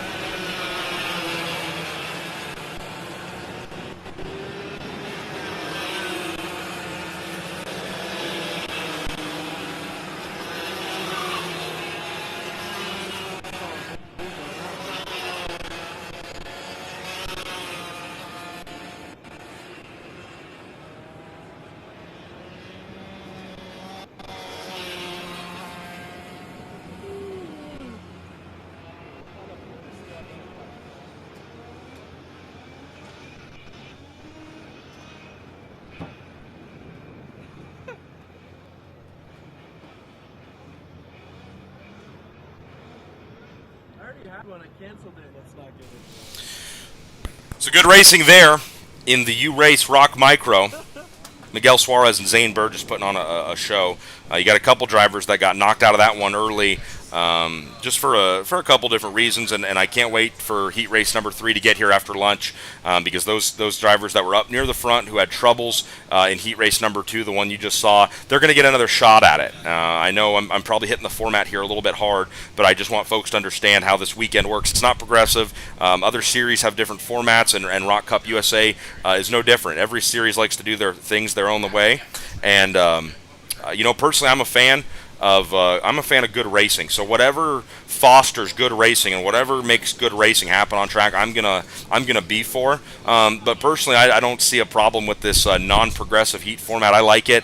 You know where you start in all 3 heats. You know who you're starting around. I think that's a really important thing that sometimes gets overlooked by people who don't do this all the time. You need to know who you're lining up against. You need to know who you're racing side by side with. And when you start all 3 of your heat races, or however many heats it is, in the same position, you know what to expect by that 3rd heat race, because of the guy that's lining up next to you, in front of you, behind you. And I think that's beneficial if you use the information the correct way. Leaving the grid now, our next heat race. This is the Orsilon Racing heat race number 2 for ROK GP Junior. Fabio Orsilon, really good dude. I've gotten to know him for a long time. He was out here doing the Florida Winter Tour long before I was. 7-8 years ago was the last time I was here, and Fabio's a good dude, man. Always got a smile on his face. Whether he's happy or not, that's another question. But he's always positive. He's kind. He's great to talk to. He's always nice, and it's great to have him and his group sponsoring ROK GP Junior. Diego Ardiles and Sebastian Garzon. You're going to hear their names a few times this weekend as they're running both VLR Junior and ROK GP. Diego Ardiles will show the way here in heat race number 2. Garzon will run second. Chase Gassaw Lee starts third. Sarah Bradley fourth. Amador Martinez signs fifth. Matias Ramallo sixth. Marco Romero seventh. Major Makovis eighth. Oliver Mrak and Edward Kennedy. Your top 10. Lights go out, and Ardiles is going to get the whole shot, but I do believe that was third place Gassaw Lee, who might have jumped up from the inside of row 2 up to P2.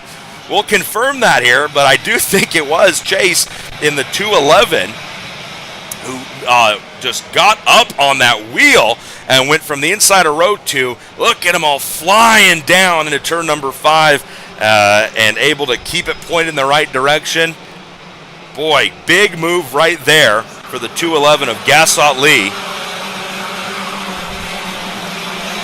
Diego Ardiles had a side full right there off the start, but was able to get down to the apex and pick up the race lead, and that's where he runs right now. But I was correct. Gassaw Lee goes from third up to second, and I know you might be thinking, oh, that's not that big of a deal, but when that second place starter on the outside can just swipe down and cover you, 2 carts together on the exit of turn number 1. Oh, we got tempers. Are they throwing hands? No, not quite. Just having conversation, strongly worded conversation. We use our words here at ROK Cup USA.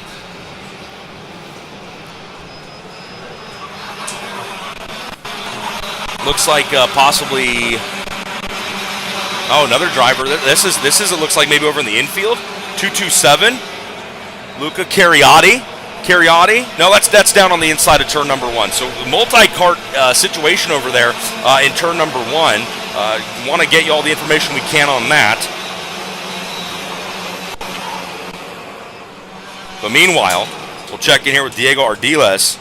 And talked about he had a great weekend last week here with the SCUSA Winter Series. One other driver off on the exit of turn 1.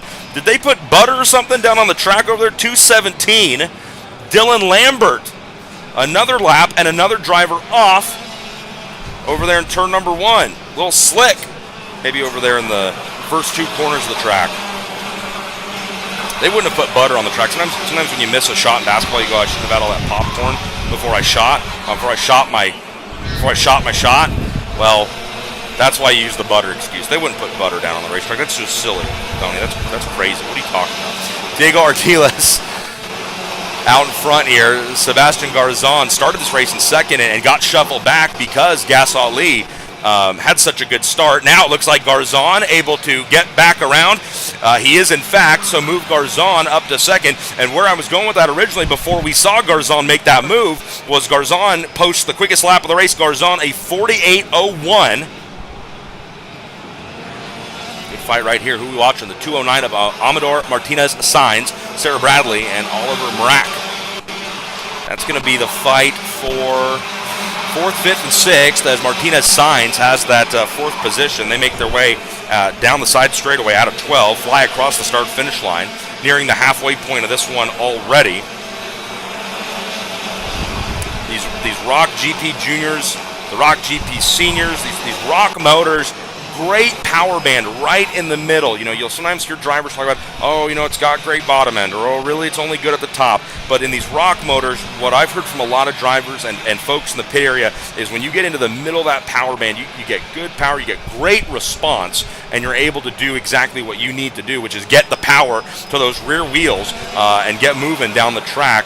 And AMR Homestead-Miami Motorplex here, very unique track, I think. You've got big, long straightaways where we've talked about already, hey, the draft's going to play a big role. It's going to be important.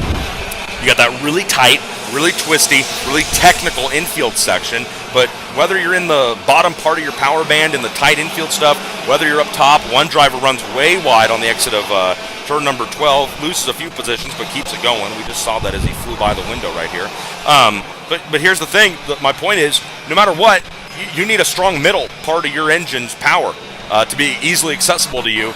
And in just talking to some of these drivers and mechanics and team owners in my first trip back to the Florida Winter Tour in 8 years, the rave is about how accessible your middle of the power band power supply is. So I think you see that in these battles when you got guys all around you, and you need to be hard on the brakes, back on the gas really quick. You don't want to give up too much, but you want to keep up with the guy in front of you. That's why I think a big part of these drivers staying super close to each other is what they're working with underneath their right foot. Checking back in here with our leaders, Diego Ardiles, quickest card on the track once again, 47.36. Second place right there, Garzon and Martinez Sainz. Martinez Sainz has moved up around Gassaut Lee.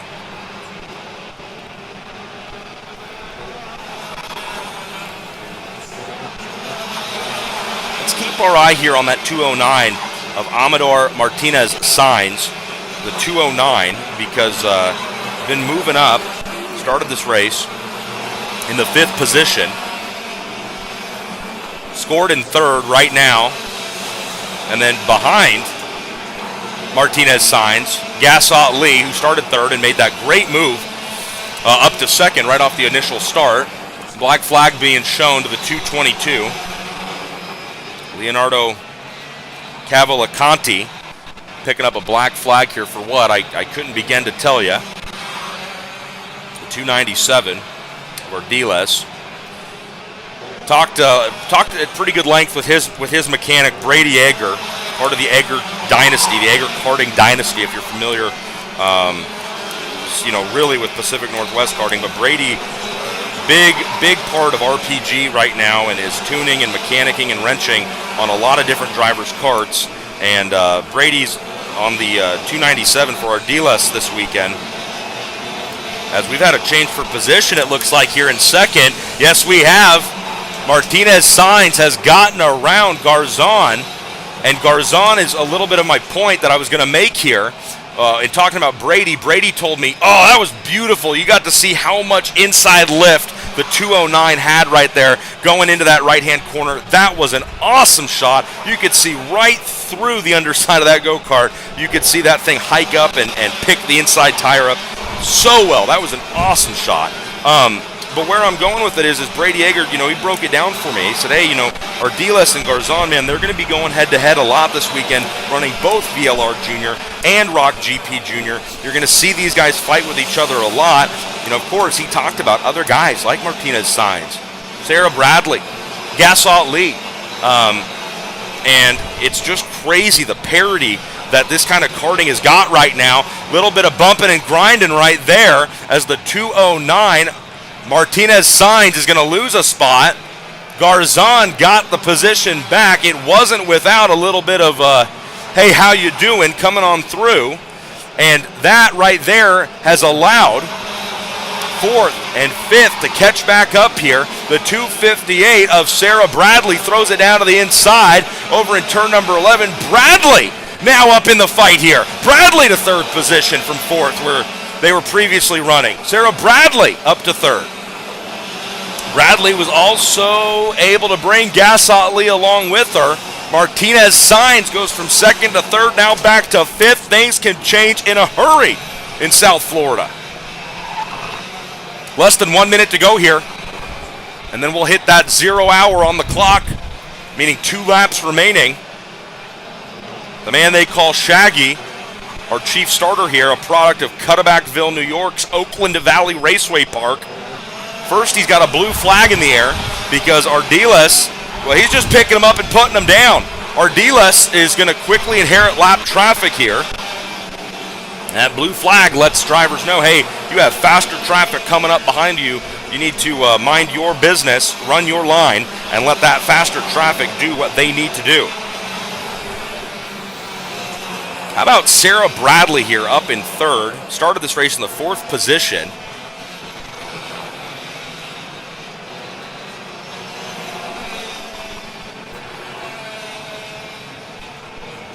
Sebastian Garzon, Diego Ardiles, Gasol Lee, Martinez Sainz, Sarah Bradley. Take your pick. Throw all the names in a hat, shake it up, and then pick one out, because that's about as good odds as you're going to have at figuring out who's going to win any one of these heat races, pre-finals, or whatever. Shaggy shows them the 2 to go here.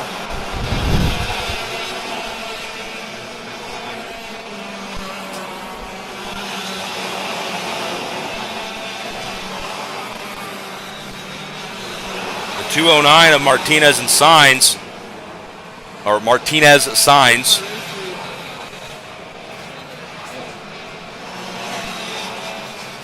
Locked in a fight right now, Martinez Sainz is, I believe, with Oliver Merak. White flag's going to wave for Ardiles, who has a 6.8 second lead. That's right, I didn't stutter. 6.8. He's even got a lap cart in between him and the field. There you see it. Ardiles flies by our camera in turn number 1.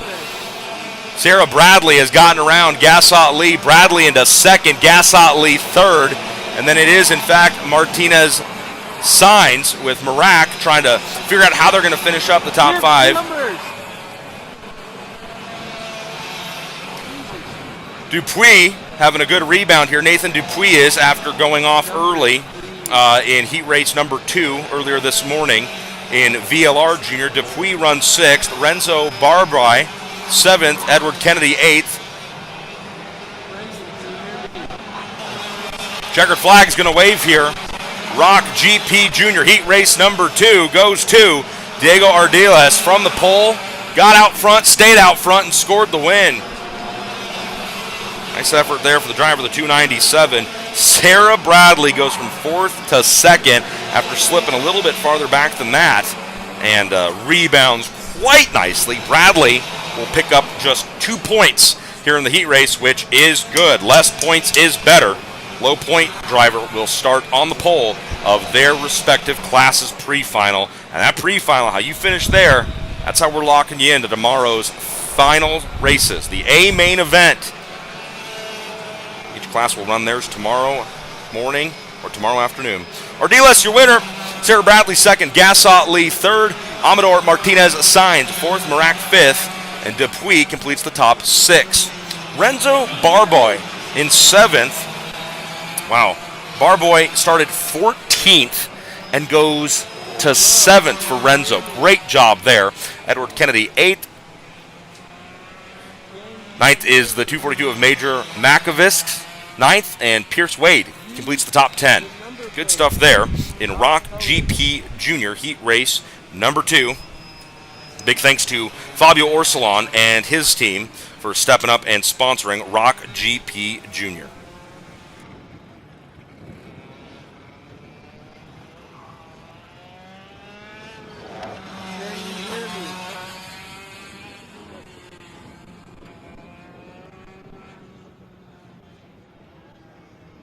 Use the number plates.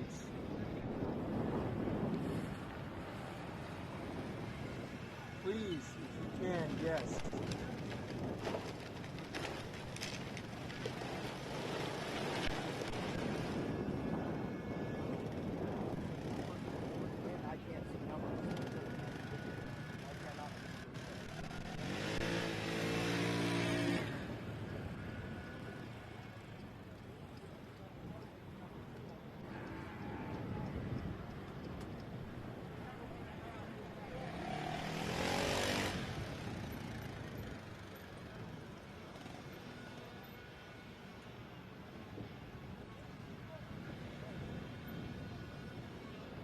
You should know the race leader's number, though, right?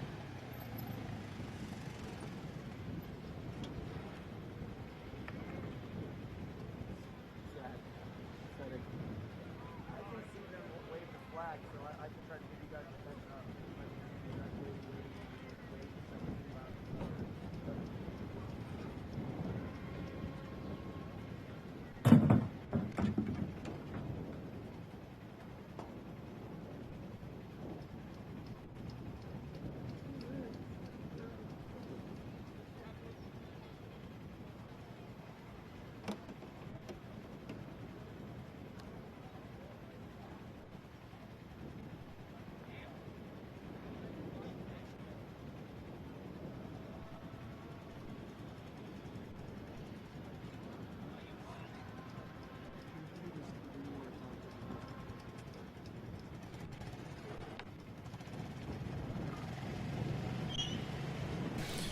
Cool shot there of the grid as ROK VLR Masters is getting ready to roll out for heat race number 2.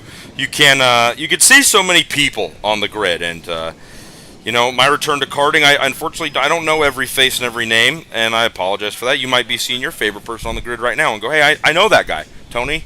Talk about him, and I unfortunately I probably don't know him, but who I do know are the gentlemen setting up those blade flags on the other side of that bike fence in the ROK Cup clothing with the gray hat on the closer side of the fence. That's Mike Burrell, series director here for the ROK Cup USA program in the United States. Mike is a fantastic dude. Longtime law enforcement officer, and now works full-time for ROK Cup USA. Speedway, Indiana resident. That's a fun little town if you've ever been. And he's doing a great job running this series and kind of executing some pretty tall tasks some days. And then right down in front of Mike, helping get those flags fastened to the bike fence, that's Brian Robson. And Brian, just a lifetimer in the motorsports industry. Uniquely, both Brian, the gentleman down there helping fasten the flags to the bike fence, and Mike, who has his back to us, Mike Burrell, series director, and Brian Robson. I don't know his official title. I'd say he's probably just the doer of all things. Both those guys are going to wrap up ROK Cup USA racing here in Homestead-Miami Sunday, and then they're going to head to Daytona Beach, Florida this week for the Rolex 24 Hours of Daytona, where they are both spotters in the IMSA WeatherTech Sports Car Championship. And there he is, Chuck Yoder. What a beautiful, beautiful man. He has been out here for a very long time. He was out here doing this when I was here 7-8 years ago, and Chuck just loves this. He gives so much of his time, so much of his blood, and oh my God, so much of his sweat to this sport. He's taken a few face plants, restarting shifter carts here and there, but Chuck is a good dude, man. He is our race director. He's the head official on track. He oversees the safety first and foremost, the competition here in ROK Cup USA. And look at that camera shot.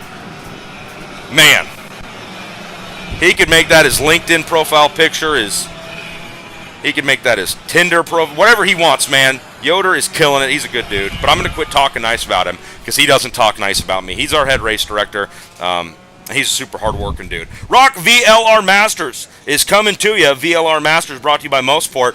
Alfonso Santiago and Ryan Molina will be your front row. They'll lead the field down into turn 1 when the lights go out. Alexander Dalbon, third. Pablo Cevallos, fourth. Michael Legrand, Luis Quinones, Franz Toro, Sergio Rodriguez, and Andre Isaac complete the 9-cart field. Coming to you close and personal here on ROK Cup USA live coverage. The lights go out and we go racing. The 710 of Santiago makes the very most of his inside front row starting position. Ryan Molina in the 700 going to do what he can to stay right with him.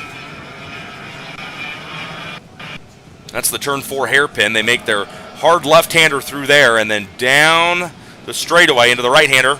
Turn number 5, and then here we are, the tight stuff. Left-hander 6, quickly into the double right-hander, 7 and 8. Your wheel never gets straight through that section of the track. Then into the left-hander, turn 9, up the hill that isn't really a hill, into the double lefts again. Turn 10 here, turn 11 immediately following. Then they get shot out onto the side straightaway. Don't want to call it a back straightaway. We're going to call it a side straightaway here at AMR Homestead-Miami Motorplex. And that shoots you through turn 12 and back onto the front straightaway. Lap 1 is in the books here with ROK VLR Masters. Santiago out in front after starting from the pole position. The 787, it looks like Franz Toro has a big issue that sends him way off track as they were coming from turn 1 to turn number 2. Toro throws his hands in the air in anger, and I'm angry for him too. Wanted to see everybody complete all of our heat races, all of our on-track action today. But unfortunately, Toro will not be a part of that group. Going to try to find out what happened over there. The 710 of Santiago shows the way right now to second place driver Alexander Dalbon. Dalbon laid down the race's quickest lap on lap number 1 rather. We're working the end of lap number 2 right now. Now it's Santiago goes quickest, 51.57. 730 right there, trying to chase down the 778 of Michael Legrand. Savalos driving that 730, Legrand in the 778. Those are the drivers fighting for 5th and 6th on track right now. Leaders work their way through turn 5. Nice pickup right there. Nice pickup right there. As Legrand holds 5th, Savalos in the 6th position. With a fast left-hander, turn number 10. And Savalos, okay, he runs in 6th position right now. He actually started this race in 4th. So he knows that if he wants to salvage this heat race, he needs to get back up towards the front quickly.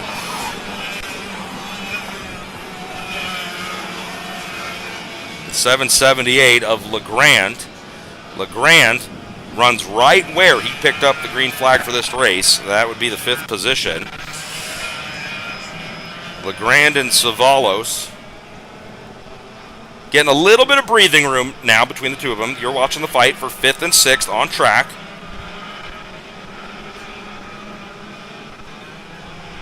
There's your leader out of the infield. 2nd and 3rd might be picking up a little bit here. Everybody's pretty evenly split, as you can see. That's the beautiful part of having these amazing images brought to you on ROK Cup USA's live broadcast here on YouTube.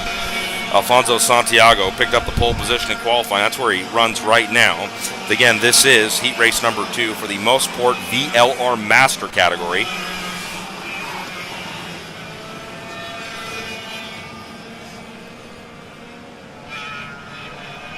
These VLR Masters, VLR Senior, VLR Junior, it's the 100cc air-cooled single-speed category. Everybody knows in single-speed racing, momentum is so important. Why? Because you don't have a transmission, you don't have a gearbox that you can bump from 3rd down to 2nd and spike your revs and get a bunch of bottom-end speed. You can't bump from 2nd down to 1st or whatever.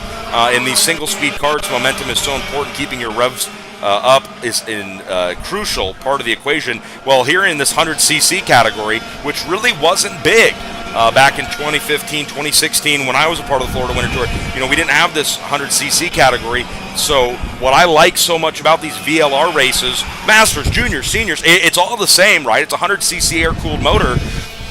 Boy, it puts the emphasis even greater on keeping your momentum up because as drivers have explained it to me, and I don't think they're trying to be like derogatory about the 100cc category. I've had 100cc drivers tell me it's the exact same thing as a 125cc, just slower. You just don't have the top end that you do in a 125 here in VLR. So that means if you want to have some top end at the end of these long straightaways, you'd better keep your revs up in the slow section. So VLR, the 100cc category, you really see drivers doing stuff a little bit different, I think. Not because the 125cc, the ROK GP category, it's not like you have an abundance of RPM and power at your fingertips, but you have a little bit more than these 100cc's, and so keeping the power band right where you want it is so critical in these VLR categories.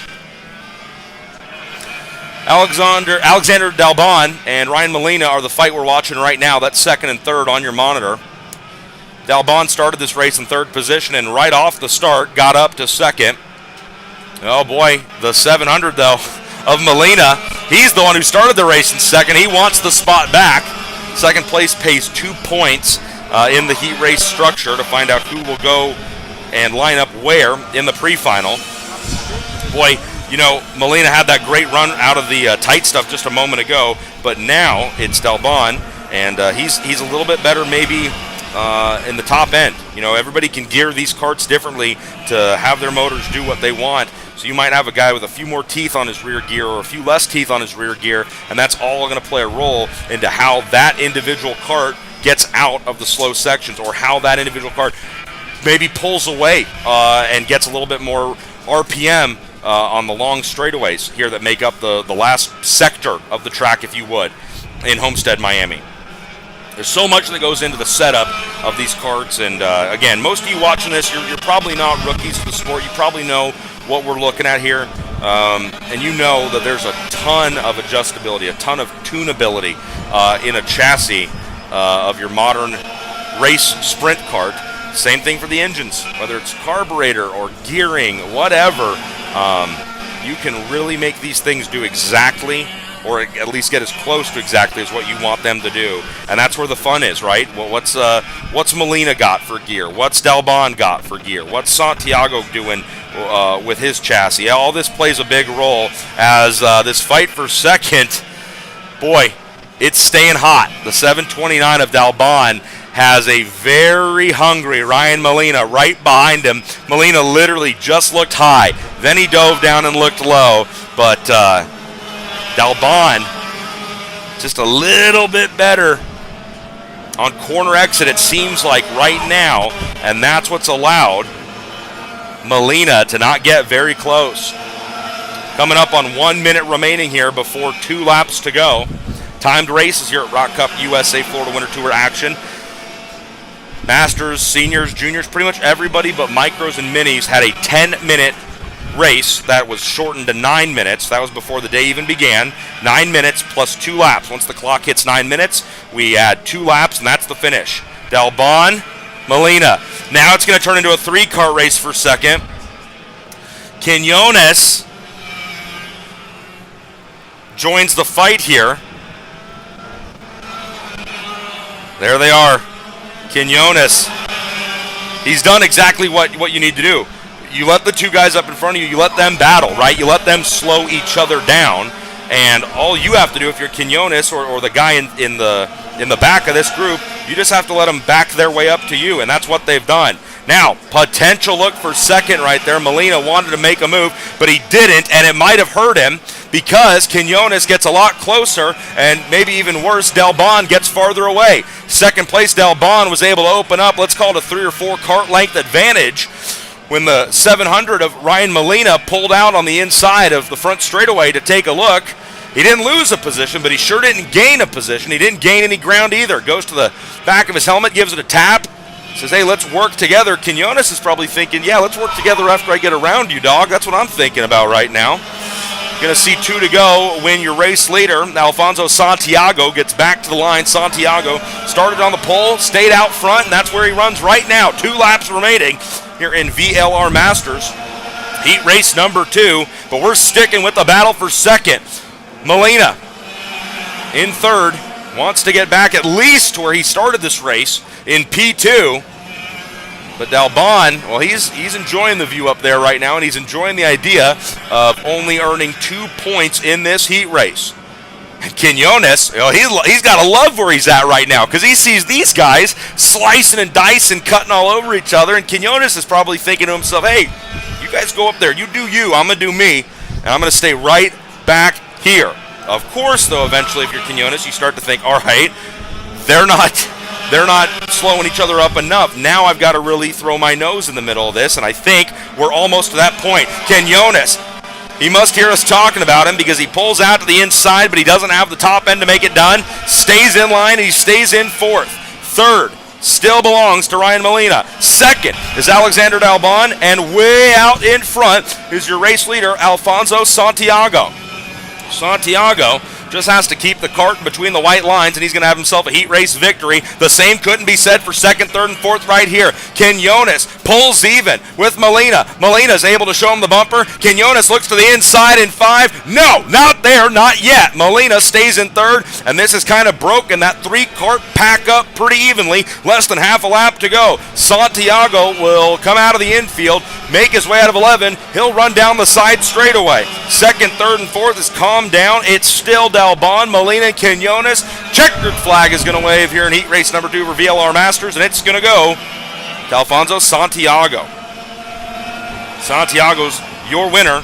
Ryan Molina fends off Quinones to finish third, but he didn't have enough for Dalbon. Alexander Dalbon, your runner-up here in VLR Masters. Thanks to Mosport for making that race possible, and thanks to those drivers for making it exciting.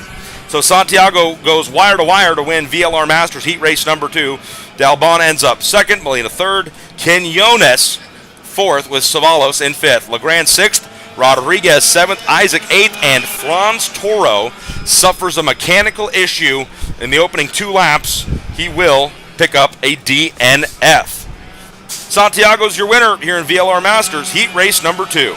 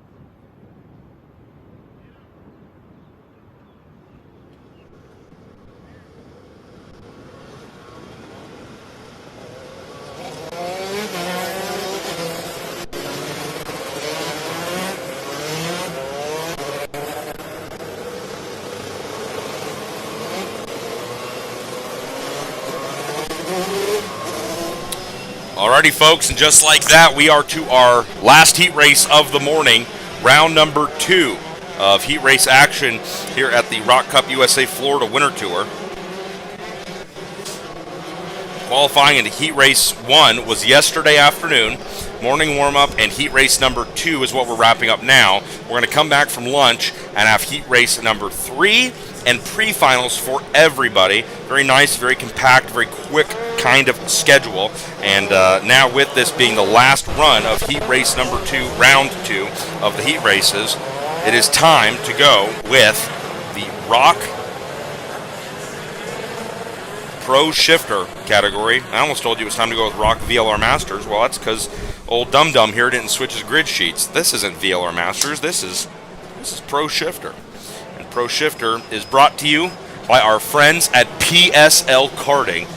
PSL Karting bringing you this Pro Shifter heat race action. Shaggy shows them the red flag. I don't know why they call him Shaggy's. He actually has very neat and kept hair. We'll work on that as we get ready to work farther into the weekend. Mateus Morgado picked up the pole in qualifying. He'll be your inside front row with Michael Rico in second, Vincenzo Sarancino third, and Ryan Norberg making his shifter debut here with the ROK Cup USA. Ran his first competitive laps in a shifter kart last night in heat race action. We'll talk about how that went for him here in just a little while. Morgado moving over from ROK GP Senior to ROK Pro Shifter. Let's see how heat race number 2 looks for him. Does not get the whole shot, or does he? Yes, he does. He goes from the inside to the outside to the front. Morgado, what a start right there. He got beat right when they let the clutch out, but he didn't let that deter him. Morgado and Rico. Oh, one cart around in the middle of the pack right there. That's the 486. Oh boy, Axel Cabrera started 6th in this one. Cabrera. Oh man, not what he needed, not what he wanted here in the second heat race of the weekend for ROK Pro Shifter.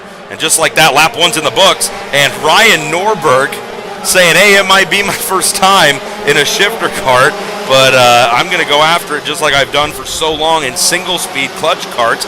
Norberg goes from his 4th starting position up to 2nd. Had a bit of an exhaust issue last night watching heat race number 1. You could just hear that thing on the pipe like crazy, and it was affecting his top-end power. Right now he's involved in a dogfight for 2nd place with Michael Rico and Vincenzo Saracino. One other kart has stopped right there in the middle of the infield. Oh, Norberg goes right back to the inside, and they're not done running into each other.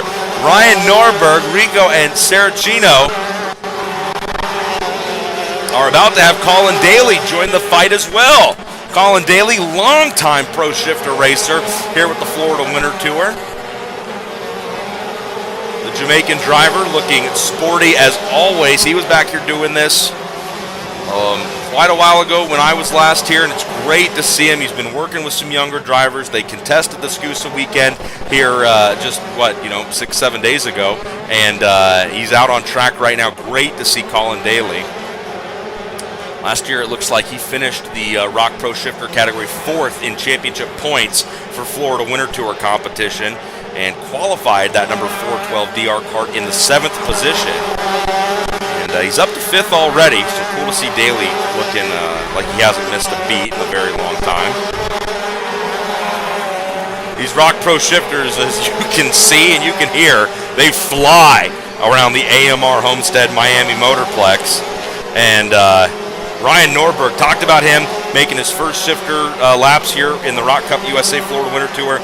Qualified 4th, started there, stayed there for a while in heat race number 1 last night, but ended up falling back just a little bit farther before that first heat race was done. Norberg last night ended up finishing in 9th position, and again, an exhaust issue really affected the power that he had to play with, that he had to use. So that kart looks, sounds, and is moving a whole lot better right now because he's up to 2nd after starting this heat race in 4th. There he goes right there. Ryan Norberg doing a great job. Saracino in 3rd, Rico back to 4th, Colin Daly 5th, Greco, Legrand, Castro, Papau, and Martella, the top 10 here in ROK Pro Shifter. Morgado getting the 411 on him. Do people still say that? I don't know. But dominated last year in ROK GP Senior and moved over here to the ROK Pro Shifter category. And clearly, when you can see a driver go from one category and one type of motor package and a totally different style of kart to another, and be this fast right out of the box, I mean, obviously, they've spent time. He's raced, he's competed, he's tested in a shifter before, okay, but to be as good as he was in GP Senior last year and to come over here and race one right out of the box in January in 2024, get right after it the way he has, Morgado looks phenomenal right now here early on in the weekend in the ROK Pro Shifter. PSL Karting bringing you this action right now. Big thanks to PSL for making ROK Pro Shifter possible. And you want to talk about a team that's fielded some incredible talents in the professional, the pro shifter categories over the years. That's a team you're talking about when you talk about PSL.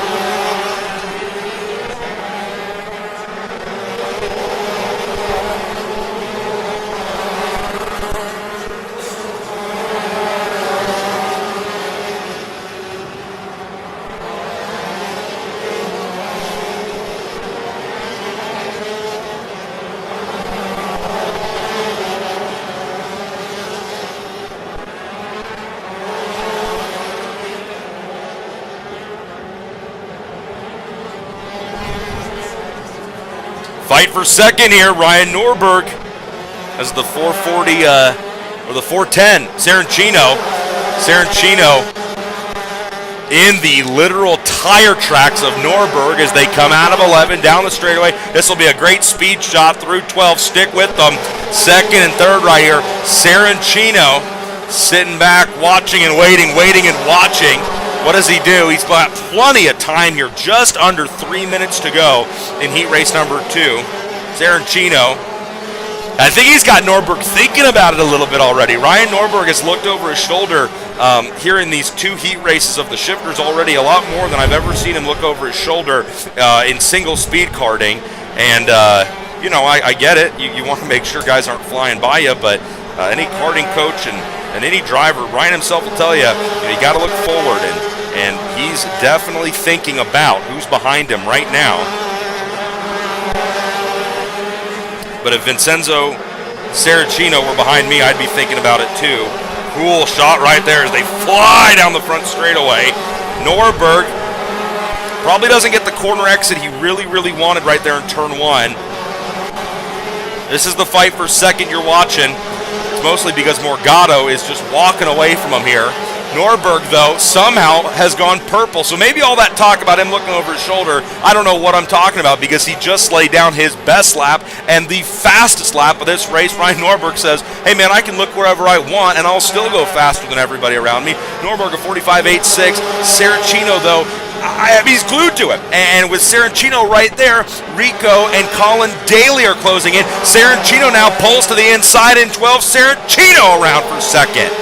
Now Norberg has to go into defensive mode because he's going to try and stop the bleeding there. A little Tokyo drift as the fight for third is going to see Norberg slip back another position, move Michael Rico up to third. Wow, that was aggressive braking by Rico right there at the end of the front straightaway. Got on the binders, bumped her down a few gears, and went on by Ryan Norberg. So Norberg goes from second to fourth, and Colin Daly is there to continue to pick up the pieces. Here's we near the end of ROK Pro Shifter Heat Race number 2.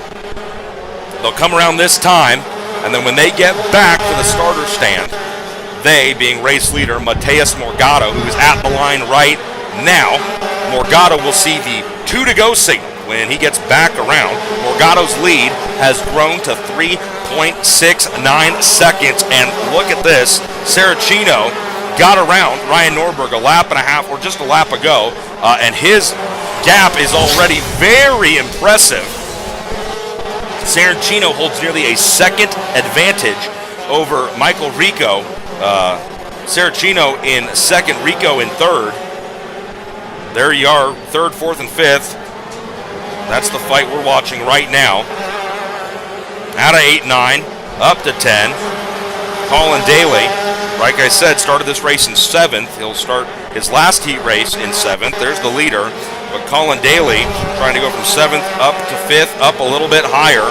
There you see him in that red and white DR cart. Ryan Norberg in the blue and pink Cosmic. He's trying to chase down Michael Rico. Rico put the moves on Norberg 2 laps ago with some incredibly impressive late braking at the end of the fast, long front straightaway. And Norberg finds himself back where he started this race in the 4th position, but with a lot better looking effort and go-kart this race than he had in heat race number 1. They've got that thing hooked up.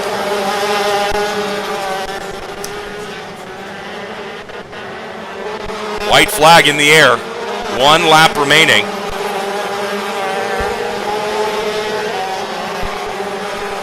Morgado's lead holds steady right at 2.5 seconds, and unless Colin Daly can really make something happen here with Norberg, your top 3 at least, certainly, I think are where they're going to finish. The fight for 4th and 5th is the most highly contested one right now. Norberg has the fastest lap of this race at a 45.86. And I wouldn't read too much into that if you're a Morgado fan, because Morgado, he gets out in front, gets the whole shot, leads lap 1, starts to pull away. He's not going to beat up his tires. He's not going to abuse them because he's already got such a good, sensible lead. Norberg, on the other hand, he's racing for his life. Morgado, well, he's just racing for the win, and he picks it up right there. Heat race number 2 goes to Mateus Morgado. And Saracino holds off Rico for 2nd, Rico 3rd, and Norberg is able to, Colin Daly got him on the cool down right there.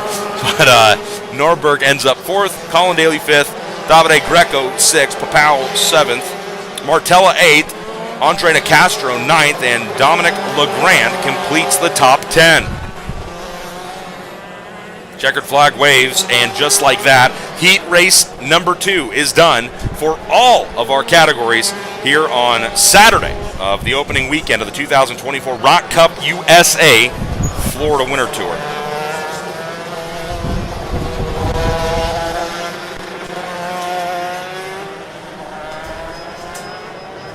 So, folks, that will get us to lunch. That's, if you know me, that's my favorite class of the day. We're going to break for lunch here. Take a quick look at the schedule here and let you know what we're looking at as far as getting back on track. 12 p.m., right on the dot. They finished right when they were supposed to. You love that. 12:35, Briggs 206 will be back on track for their third and final heat race of the day. Beauty shot right there. Look at that. It's like looking into a dream. Mateus Morgado with PSL and Burrell. He's your victor here at the end of heat race action. Oh, you love to see it. That's really cool. So heat race action is done here, at least for the morning. Everybody has one more round of heat races, and then the pre-finals to end of the day later on this afternoon. We're probably just going to... Are we going to stay live? We'll let you know here what we're going to do with that in just a moment. But we're probably going to shut down the stream here for the lunch break as our camera operators, who are doing a great job, make their way back in. And then we'll be back in just over 30 minutes. So if you're watching live at home right now, be back in 30 minutes as we'll be back with more Florida Winter Tour action.